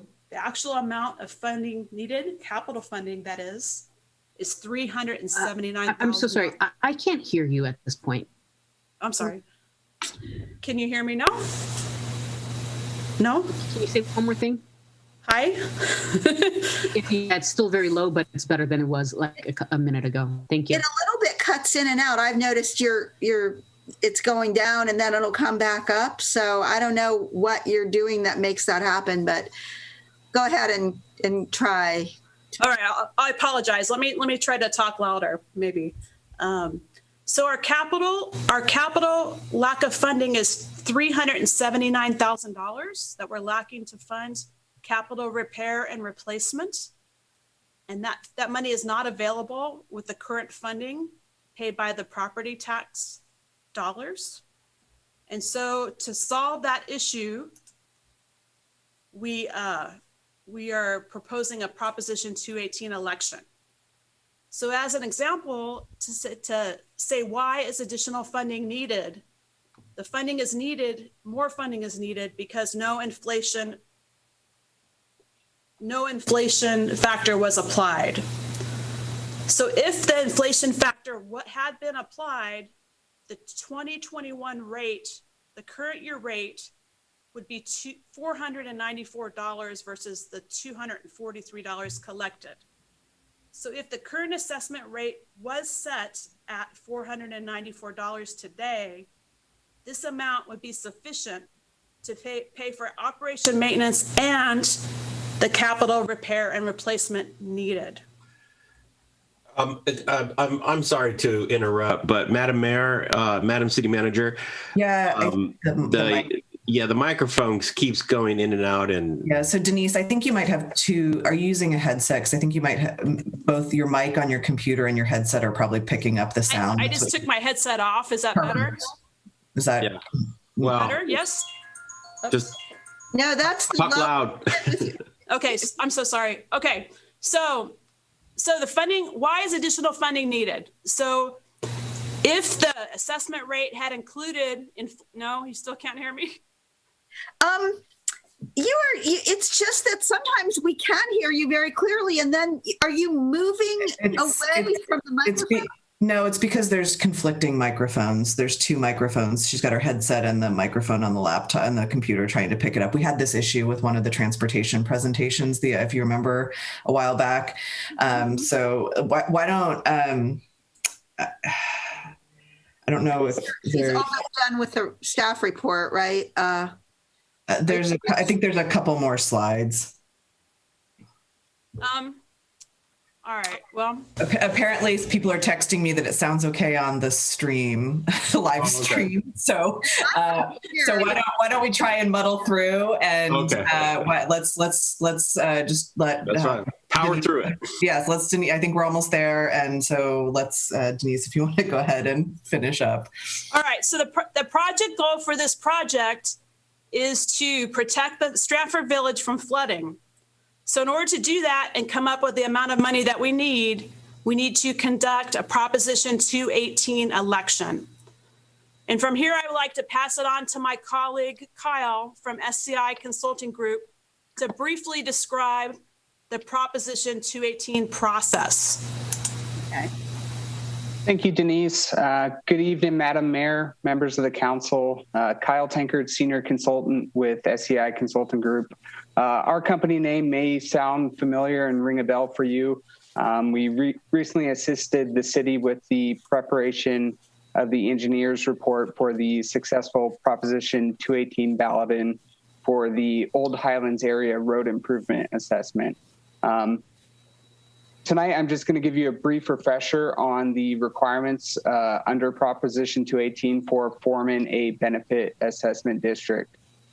So first and foremost, a benefit assessment is a charge levied upon parcels of real property to pay for benefits the parcels receive from local improvements and or services.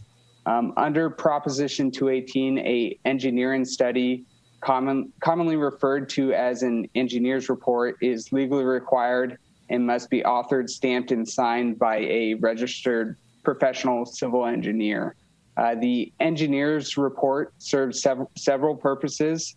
It includes important information on the proposed services and improvements, including associated budgets. It provides evidence that the services and improvements provide special benefit to the assessed parcels. It provides a rate methodology that specifies the way different parcels will be assessed proportionate to their relative special benefit. And finally, it separates and quantifies the special and general benefits in accordance with the law. So following tonight's meeting, we'll begin our assessment engineering work to prepare the preliminary engineer's report. Once that's complete, we'll bring the report back to council in late April, and then council will be asked to take formal action to initiate the Prop 218 ballot-in process. By law, once that process is initiated, the ballots will be mailed out to the 174 property owners within Stratford Village, who will then have 45 days to return their signed ballot by USPS prepaid mail. At the conclusion of those 45-day ballot-in period, all the ballots will be tabulated with the results presented to council at a noticed public hearing. For the new annual assessment to pass, it requires a total of 50% plus one of the weighted ballots returned to the city in favor of the assessment. So this concludes my overview of the Prop 218 process. So I'll pass it back to Denise. I'm happy to answer any other Prop 218 questions at the end of the presentation. So thank you very much, Kyle, for that overview. For our next steps and schedule, we've scheduled several meetings and opportunities to educate the public and receive comments and feedback regarding this issue. We've already completed the first virtual meeting on February 25th. We had 3 property owners attend that meeting. Tonight is the first council meeting. We will come back to council in about a month, and we will be holding our second community meeting halfway through that on April 14th.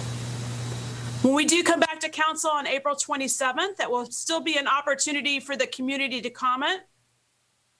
And then the council will be asked to consider the engineer's report and mailing of the ballots. Once the ballots are mailed out, we will have our 3rd virtual community meeting to answer any questions. So important part of this process is a community outreach to educate the public of the importance of the flood control and that their storm water lift station is very important in protecting their community. We are sending out targeted mail, holding 3 community meetings. We're going to create a dedicated city webpage, use a digital message board in the community to advertise the community meetings, and post informational flyers in the neighborhood. And we also will post our city website page on the Stratford Village Nextdoor site. So that does conclude our presentation for this evening, and I would invite any questions from the mayor or council at this time. Thank you. All right. This is a work session item, so I'm going to go straight to public comment on this item. I don't see any hands raised at the moment. Madam City Clerk, is there anyone that you're aware of who wants to make a public comment? Madam Mayor, I'm not aware and I don't see any hands raised. And this is the opportunity for those attending to raise their hand if they wish to speak. So seeing no one, we'll close public comments and we will go to council member questions and comments. Council member Andrews. This is my world, so I love this stuff. So I'm so excited for this item. I appreciate the presentation. I particularly appreciate the slide on the community outreach and your methods of reaching out to the community. I think it's varied, and hopefully everyone has the opportunity to see what you're all doing there. So I thought that was a nice range of community outreach, and I'm going to take back some lessons learned in my own world with this. So awesome job on that. And then I also appreciate the list of touch points you will be doing with the community as well as the council and other groups. So appreciate that. I do have a question about, I believe there was a generator that was mentioned in the report. Can you confirm that? Yes, we have, there's a generator that's in the building.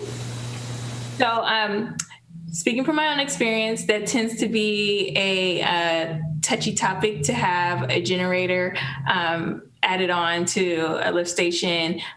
It just kind of depends on what kind of setup it is, and just wanted to see if there's been any additional work surrounding the generator due to environmental reasons, noise, all that. I just wanted to see if there's some thinking around the generator.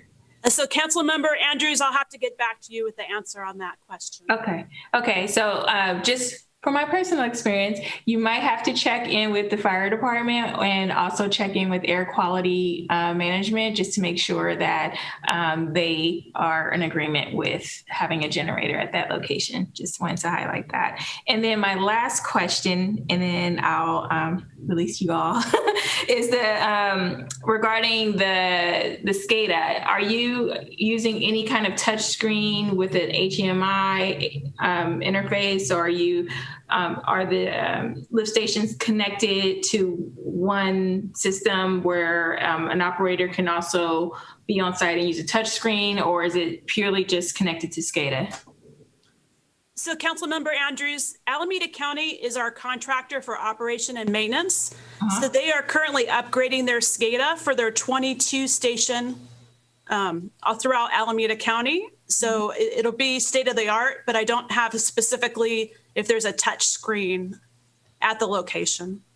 Okay, just one of those things that kind of comes up when we work on projects like this is sometimes these add-ons actually add up a lot on your project, and then there's ripple effects and change orders and all that associated with that. So it just might be something you want to touch base with them and making sure who bears the responsibility when there's an increase like that as it impacts the whole lift station. So that was all. Thank you. Thank you very much. Okay, thank you. Councilmember Marquez. Thank you, Mayor. Thank you, Denise, for your presentation. I appreciate the staff report, your slides, and I know that a letter already went out to the neighborhood that is impacted by this. Have you received any calls or inquiries? I'm just wondering if there's individuals that were not aware of this assessment fee currently. So thank you for your question, Councilmember Marquez. So annually, we do come to council with all of the LLDs and maintenance districts. And prior to that annual council meeting, we always send a postcard out to let them know of their assessment district and the fee. So that happens annually. And in this case, we sent out the letter on February 12th. And we will be sending out another letter on April 2nd, announcing the second community meeting. Okay. And then I'm not sure if this question would be more appropriate for legal, but I'm just wondering if someone's new to the neighborhood and they purchased a home, when they're making that transaction, are they required by law to receive this information? Are there disclosure requirements through the real estate transaction? Thank you for that question. I will have to confirm that answer for you. Okay. And then if just some comment and feedback in respect to the letter, if there's any way we can put the other common known languages other than English in our community, Mandarin, Spanish, if we could just maybe put something in writing, like if you need assistance, call this number, or just some other way to communicate in another language, I think is going to be important. I also agree with Councilmember Andrews. I really appreciate the thorough touch points.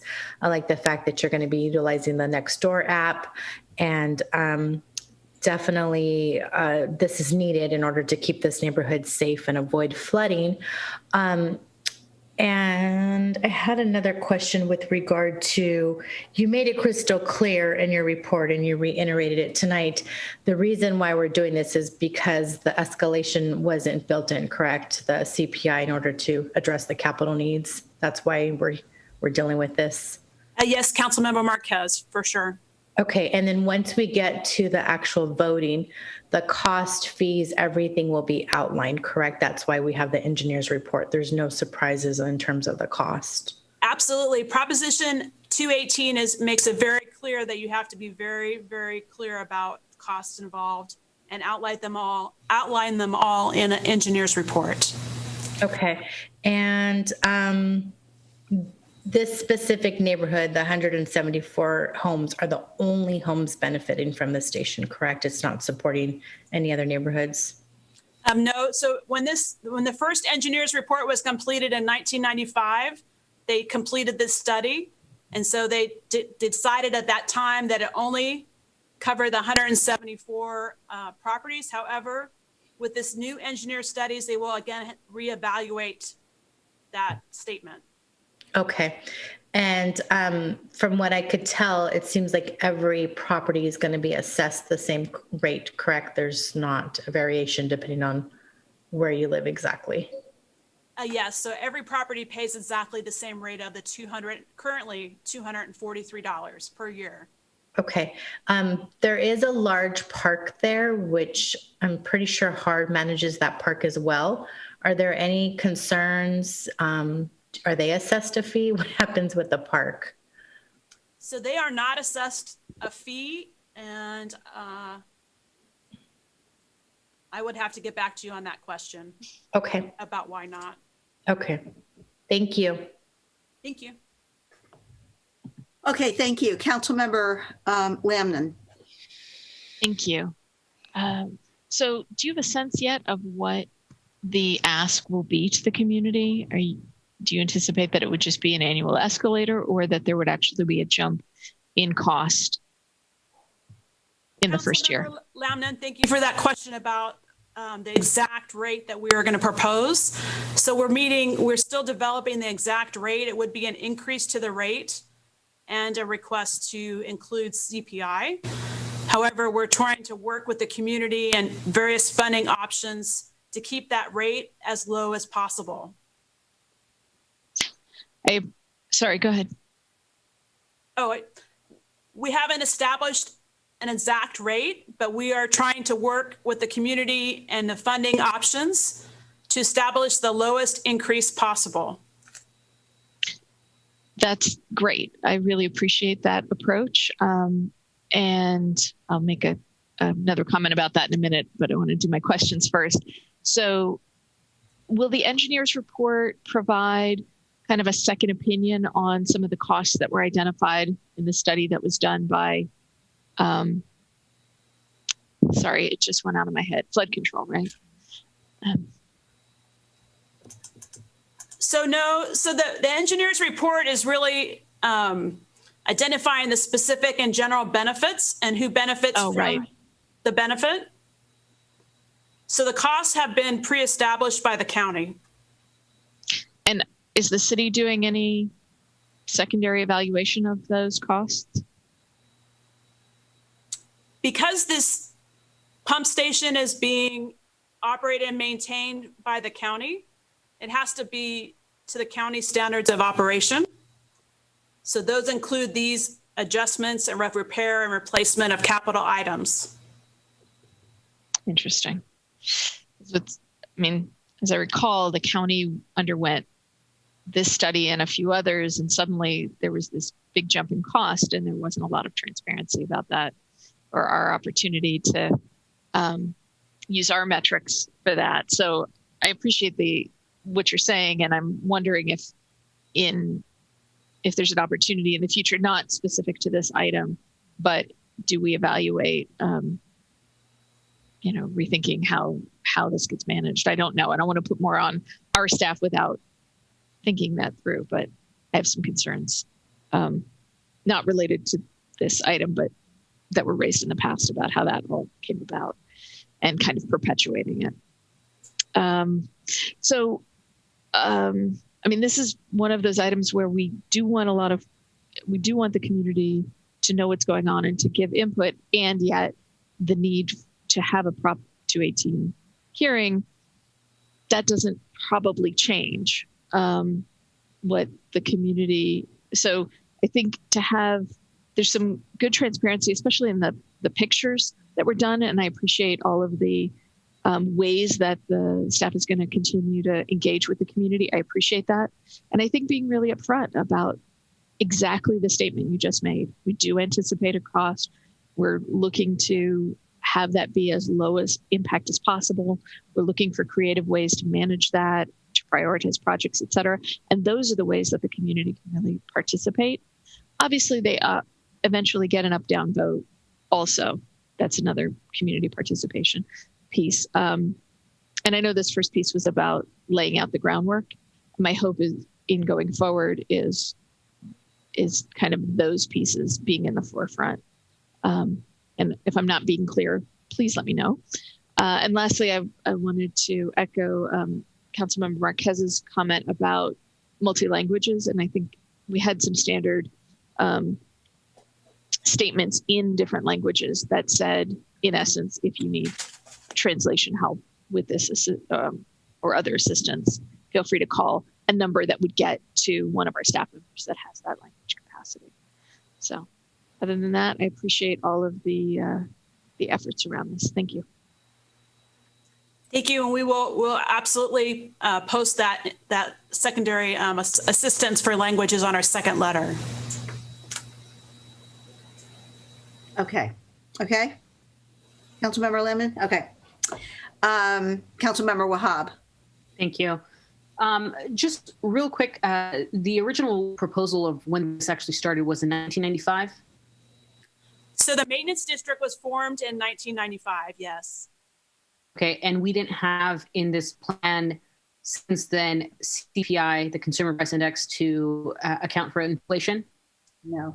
So Councilmember Wahab, so back in those days prior to the passing of Proposition 218, sometimes people didn't consider that things would increase in cost and include the inflation factor, unfortunately.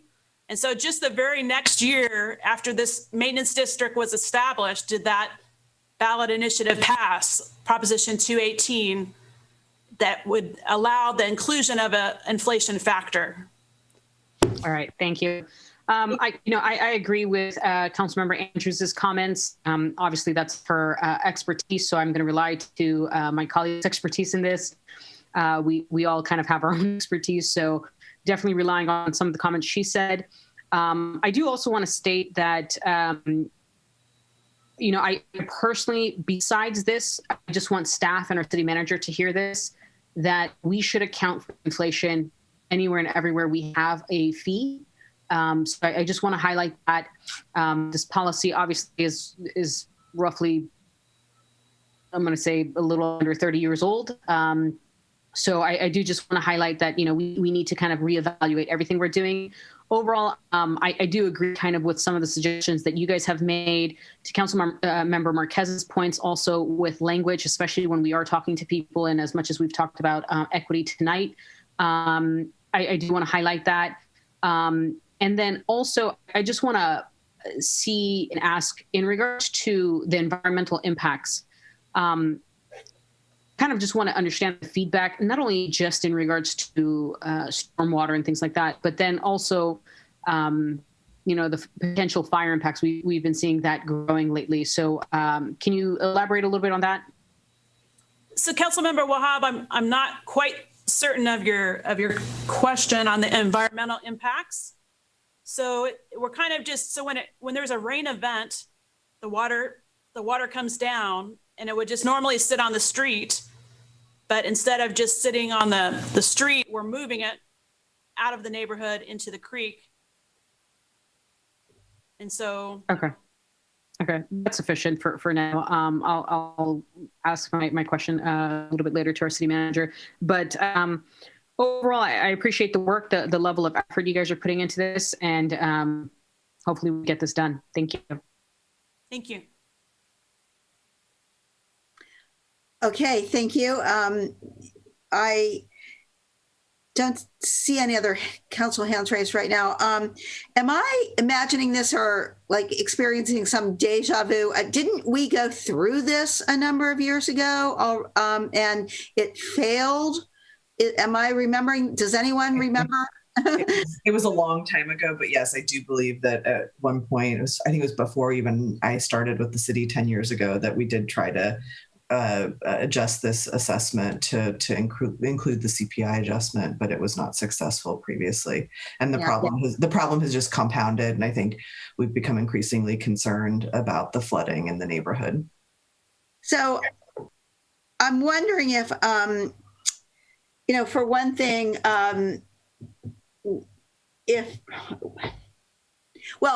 but one question is, the 3 property owners who did attend the meeting, were their comments? Can you tell us anything about their reaction to this? Do you think, is their understanding of the problem?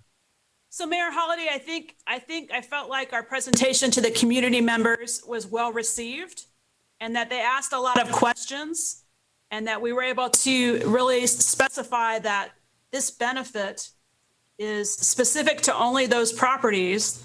The money collected only goes to pay for the operation, maintenance, and capital replacement of this benefit. And that, it's probably a reasonable amount. It's sort of like flood insurance, right?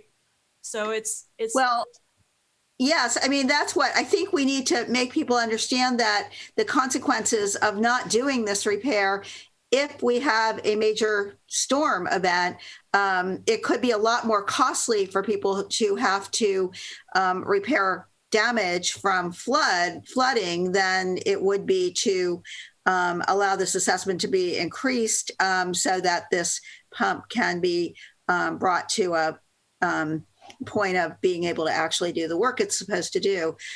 So, I mean, I think we really need to think a little bit about how this is presented and make sure community members understand, the consequences of not doing anything here. And I wonder, I mean, we're asking this in a period where not only have we not had a flood, but we hardly have had any rain in the last 2 years. We've had a little bit lately, but I mean, we are on track for the second year in a row, have only about half as much of our normal rainfall. And I hope that people, because I think that we very well could have a flood. We know that, the weather is very unpredictable these days, probably due to climate change, and that it is possible to have a major event. And, but, right now we're not seeing that. We're not seeing big rainstorms. So I hope that isn't going to, put a damper, if I might use a pun there, on this project. I think we really need to get out there. It's not a great time to be doing this, and knock on doors, or I'm not sure distributing written literature is going to do it, because I do think it's gone down before, and unless we really go to work in, like, we just did in the situation of the roads in the old Highlands, which is a different matter, and certainly better roads are something that people will be able to appreciate every day. I'm not sure that a pump station is something that, unless a flood happens, people really see a difference in their daily life. So I'm worried that it's going to be a little bit of a hard sell. Mayor Holliday, actually, so in the presentation, SCI did a wonderful job maybe people don't realize that flooding may damage their own home, but it may, impede the traffic, that the emergency responders can't come to their neighborhood because it's flooded, or it might damage the water and sewer lines. So there are other consequences to the flooding, and we've tried to explain that during our meetings. Okay, that's great. I see two more hands raised of people who are of council members who have already spoken, which I will come back to. But I do see that there is one hand raised in our attendees, and if that is a Rona Papal, and with council's indulgence here, if that isn't someone who wants to speak about that issue, I'm inclined to reopen public comment and allow Rona Papal to speak. Madam City Clerk, do you know if I'm not sure if that is. We could try, Mayor. I could allow to speak. If it's on the subject, could you check and make sure of that? All right, I'm going to allow this individual to speak. And actually, I just want to confirm that the comment is for this item. If you could just, so it seems like the hand's still raised. So I'm going to go ahead and allow to talk. Please go ahead. Sorry, my comment is not about this subject. Not this subject. Oh, okay, then I'm sorry. Yeah, okay, we have already done public comments. If it's on a later subject on the agenda, you can raise your hand then. Okay, so then I'll go back to, I think it was Councilmember Wahab. Do you have your hand raised? Again? No, I do not. I already made my comments. Oh, okay, and then sorry. And Councilmember Andrews also, or did you just not take your hand down? No, I have a comment. I was also. I'm sorry, Councilmember Andrews. Yeah, go ahead. I was also going to mention before it was mentioned about the other systems that are impacted by this, about emergency services. So with this project, I'm bringing up the generator again, but also let the community know that when there's a power outage, which is very common, if there's a flood and there's a power outage and if the generator is out, then you're going to experience flooding with that as well. So the generator is actually helping in case of a power outage event. So that could be something that also that you can connect with the community about. Thank you. And then Councilmember Marquez. Yes, thank you, Mayor. I'll be brief. I wanted to know, Denise, I'm not aware of an HOA group. Do you know if there is one in this neighborhood, a homeowners association? Councilmember Marquez, no, there is not. The only outreach group that we have is on Nextdoor, and there's about 35 folks on Nextdoor. Do we know if there's a neighborhood watch group, like a block captain by any chance? I'll have to verify that to find out. Yeah, I'm just trying to figure out a way, like who would be like the kind of trusted leader and can disseminate information and mobilize people to get engaged in this.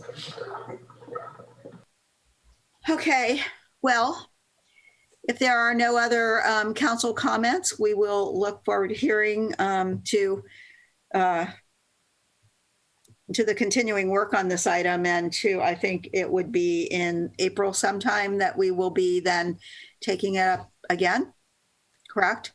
Yes, Mayor, April 27th, we will be coming back to the council to request to conduct the ballot election. Yes, okay.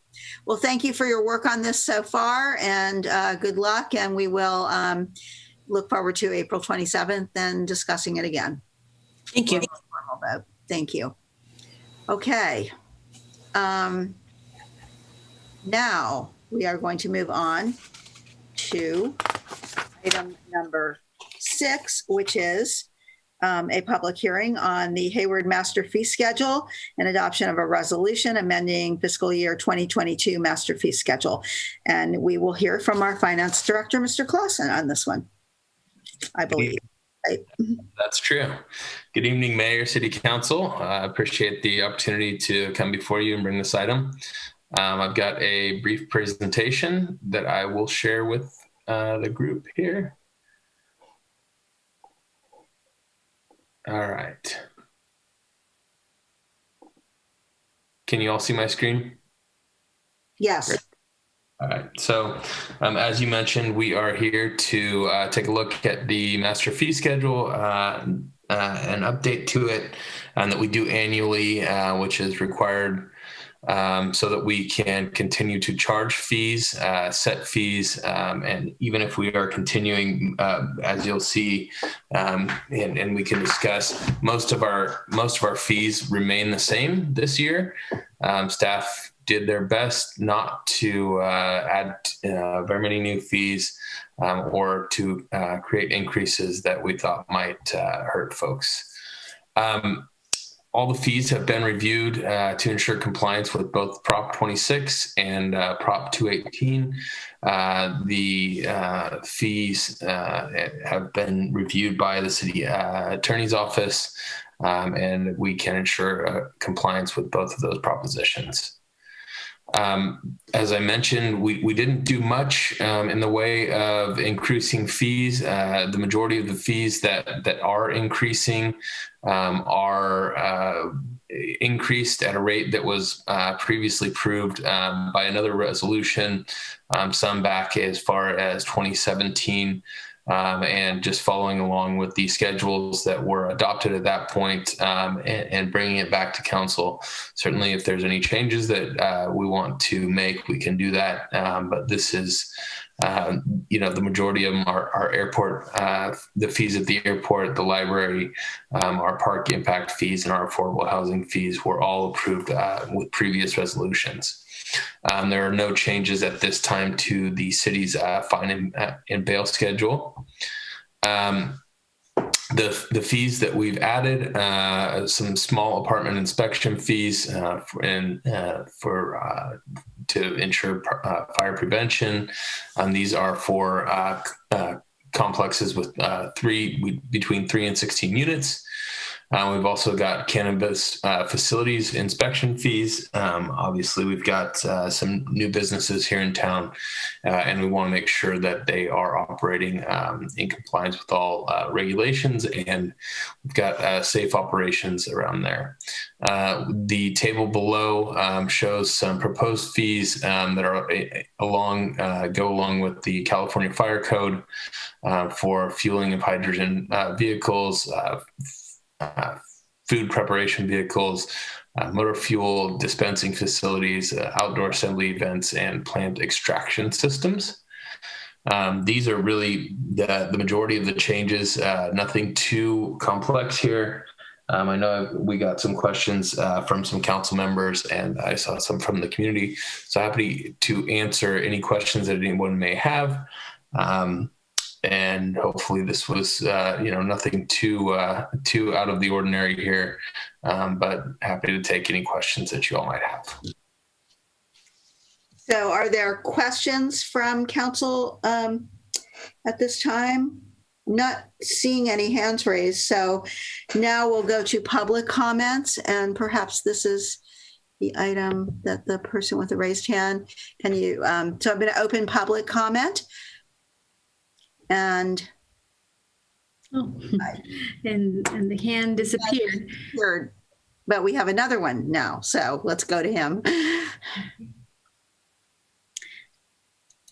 Please go ahead. Hi, good evening. Can you hear me? Yes. Okay, thank you. My name's Carl Gorins, and my comment specifically on the 21st Century Library meeting room fees on page 46 of the master fee schedule. I've already emailed about this already. Anyways, as a new library commissioner, I plan to work with the rest of the commission and library staff to make meeting rooms more equitable, and like to eliminate many of these fees, as well as to maximize utilization of the rooms. So I'd like to see these rooms used every hour of the day once the pandemic's over. So for example, if a nonprofit group, let's say Black Girls Code located in Oakland, were to come to the Hayward Library in order to teach a workshop, and they were to make use of one of the medium-sized rooms, according to the fee rates, they'd be categorized as either a user group D or E, which charges at least $70 for a minimum 2 hours, and using the large room would cost $100. So I believe this cost would disincentivize such groups, which would benefit Hayward residents from visiting the Hayward Library. So even if this particular nonprofit's fees are eliminated, I would still like to see all such fees be eliminated for every nonprofit, club, special interest group, and other education and charitable group, as long as they're not making a profit using these rooms. So I hope to work with the city, the library staff, and the library commission in order to reduce these fees, and I could really use your support to make this happen. Thank you. Thank you for the comment. And I think that would be something we would take up once we actually are able to reopen the library again. But thank you for the comment. Councilmember Wahab. Thank you. I actually agree with the comment that was made in regards to the library rental fees. To me, the library should be a place of community where all people can kind of gather, meet, hold discussion, nonprofits, but as well as regular community groups that are not classified as a nonprofit. To be classified as a nonprofit, you have to go through a lot of paperwork.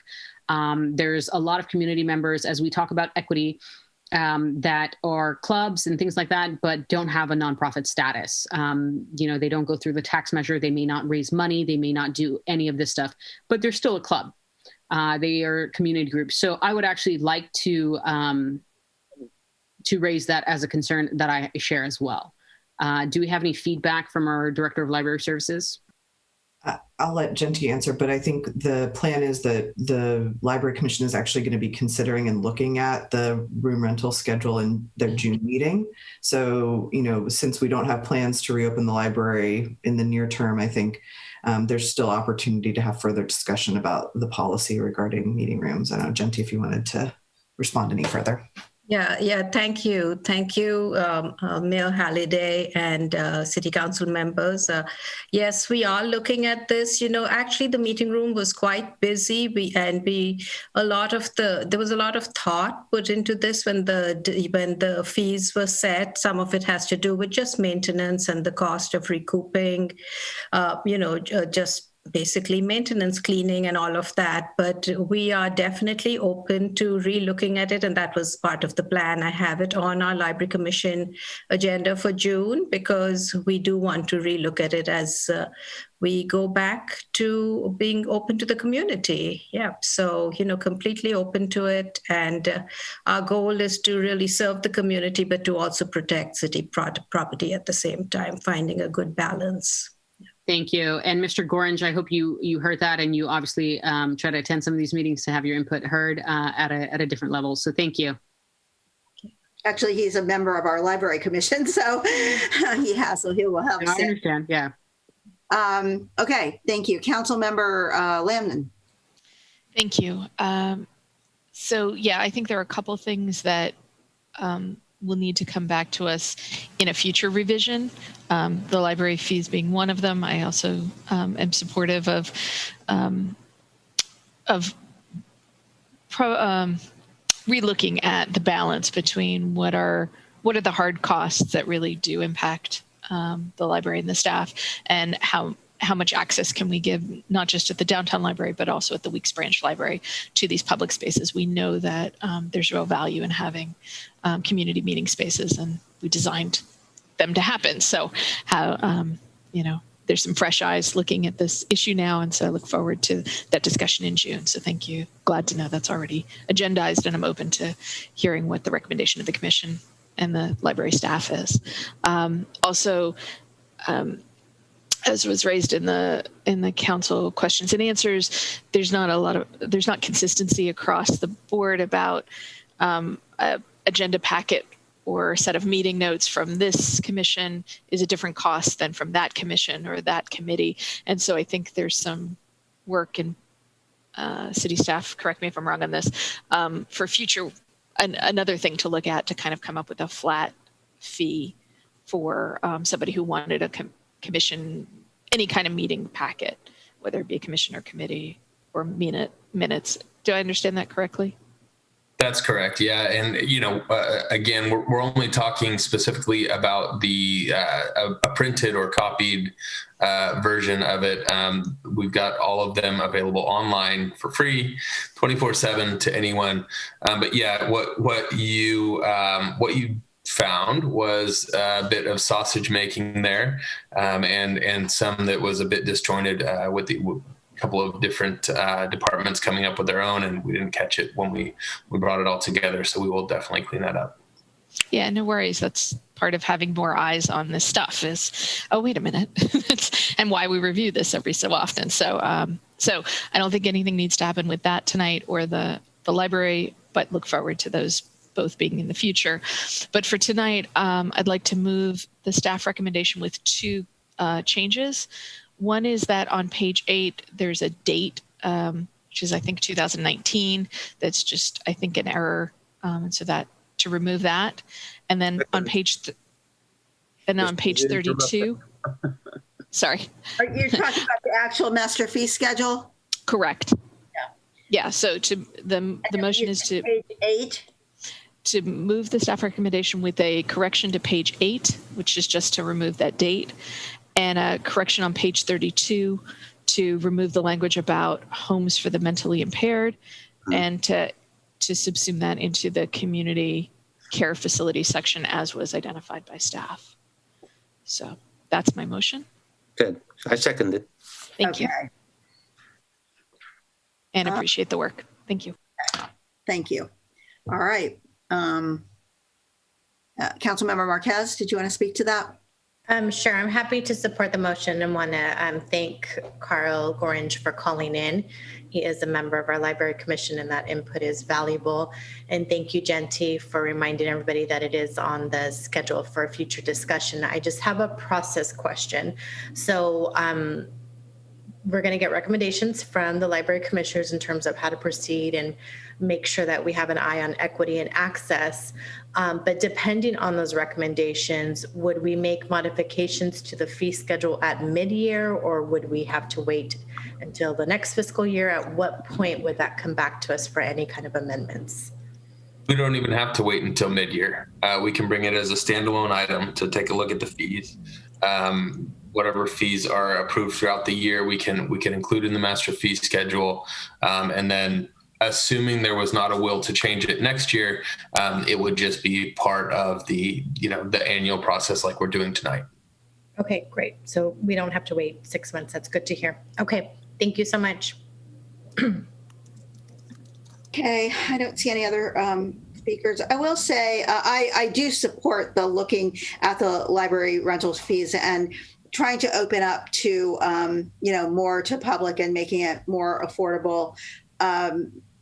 I will say, and I'm going way back in history to my early days, and we'll have to look at this. And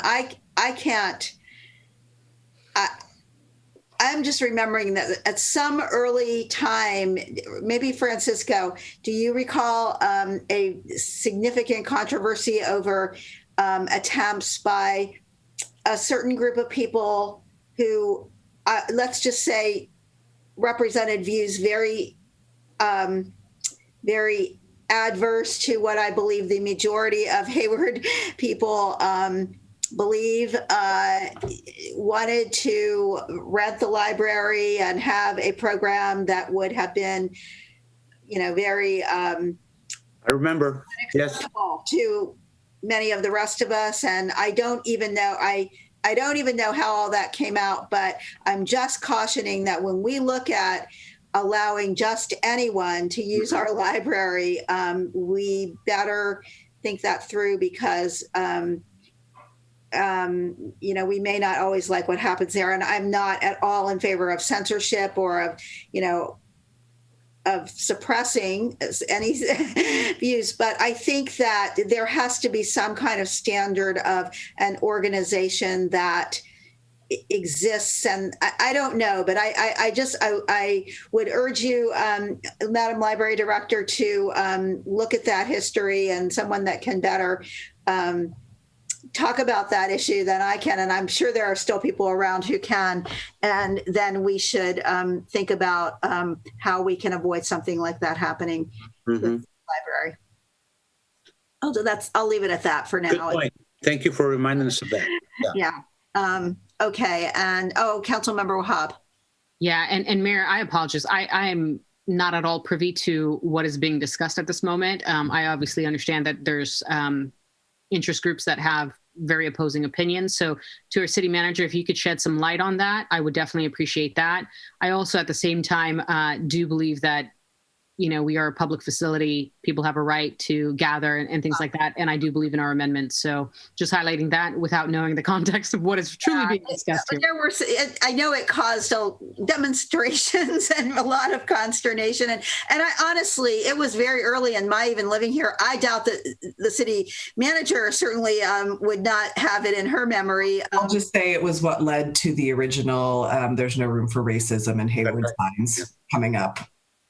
Understood. Thank you. Yeah. So and again, though we don't want to censor people, but I just wanted to bring that up because when you're considering this issue, you ought to be aware of that, at least give some thought to how we, for what purposes we do allow our library or any city property to be used. We need to have some say. And Madam Mayor? Yes. And I believe when I was on the library commission, I believe, and this was under the former library director, I believe there may have even been an attempt to organize another meeting in the new library, and sort of the policy that we have right now was in response to that. Okay, so there's some history here to look at when the library commission and staff take up this issue, and when we also get it to see what we can do to avoid mistakes of the past. So thank you all for that. And with that, on the motion by Councilmember Lamnon, seconded. All right, I wrote down that seconded by Councilmember Lamnon. That can't be true. So who did second? Francisco. Oh, okay. Sorry, Francisco. Seconded by Councilmember Zermano. Madam City Clerk, will you do a roll call vote? Yes, Madam Mayor. Councilmember Andrews. Aye. Councilmember Lamnon. Aye. Councilmember Marquez. Yes. Councilmember Salinas. Yes. Councilmember Wahab. Yes. Councilmember Zermano. Aye. Mayor Halliday. Yes, and the motion carries with 7 aye votes. So thank you all. We'll move on to Madam City Manager. Did you have any additional comments to make at this point? No, not this evening. Thank you. All right. All right. That brings us to council reports and announcements. Councilmember Wahab. Thank you. And I do think that we had a public comment maker who's been waiting. I think they missed the first item, so I just want to highlight that. But primarily, I also just wanted to acknowledge the immense pride that I have in regards to the proclamation earlier today. I do just want to highlight again, it is definitely a celebration that predates, it's often referred to as Persian New Year. It predates the Persian Empire. So just highlighting that it is a non-religious holiday. And I think that it's definitely a plus in our city. I know that a lot of people were very interested. They were on the call, normally don't use Zoom. So I know that they've messaged me prior to this and definitely wanted to just thank all of council for that. I also want to thank Councilmember Lamnon for just, texting me Nowruz Mubarak. So I appreciate that over the weekend. And, eventually, like I said, we have a long way to go. So again, thank you. And let's continue chipping away at what we need to improve on. All right. Thank you. Councilmember Andrews. Yes, I wanted to let everyone know that there's going to be an Earth Month challenge all month long, starting April 1st through the 30th. And I'm just giving you a heads up that I saw the flyer went out. So getting you all ready for you all to be able to complete eco activities and win prizes. So you can go to hayward-ca.gov/earth-day for more information. Great. Thank you for bringing that to our attention. Are council members eligible to participate in that? Because I'm about to turn my house into the greenest house on the block. No? Okay. Probably aren't, but it's still a good thing for you to do, even if you don't get a prize for it. All right. All right. We're working on ours too. Councilmember Lamnon. Thank you. Yeah, do it anyway, Mark. So just since we had talked about homelessness a little bit at the beginning of the meeting, wanted to give a quick update that the homelessness strategic plan is moving along. And I think April 20th is likely to be the next update for council on that. And we got a peek at the 1-year plans today, and then the rest of the plan will be laid out. So April 20th will be the next time to have some community conversation about that, and looking forward to that full plan, and also as part of our budget discussion. Thank you. Great, thanks. And seeing no further comments from council and with no referrals this evening, I will just note that our next meeting is a week from tonight. It is a special work session meeting regarding our council handbook, and it will start at 5 p.m. With that and no further comments, this meeting is adjourned. Good night, everyone.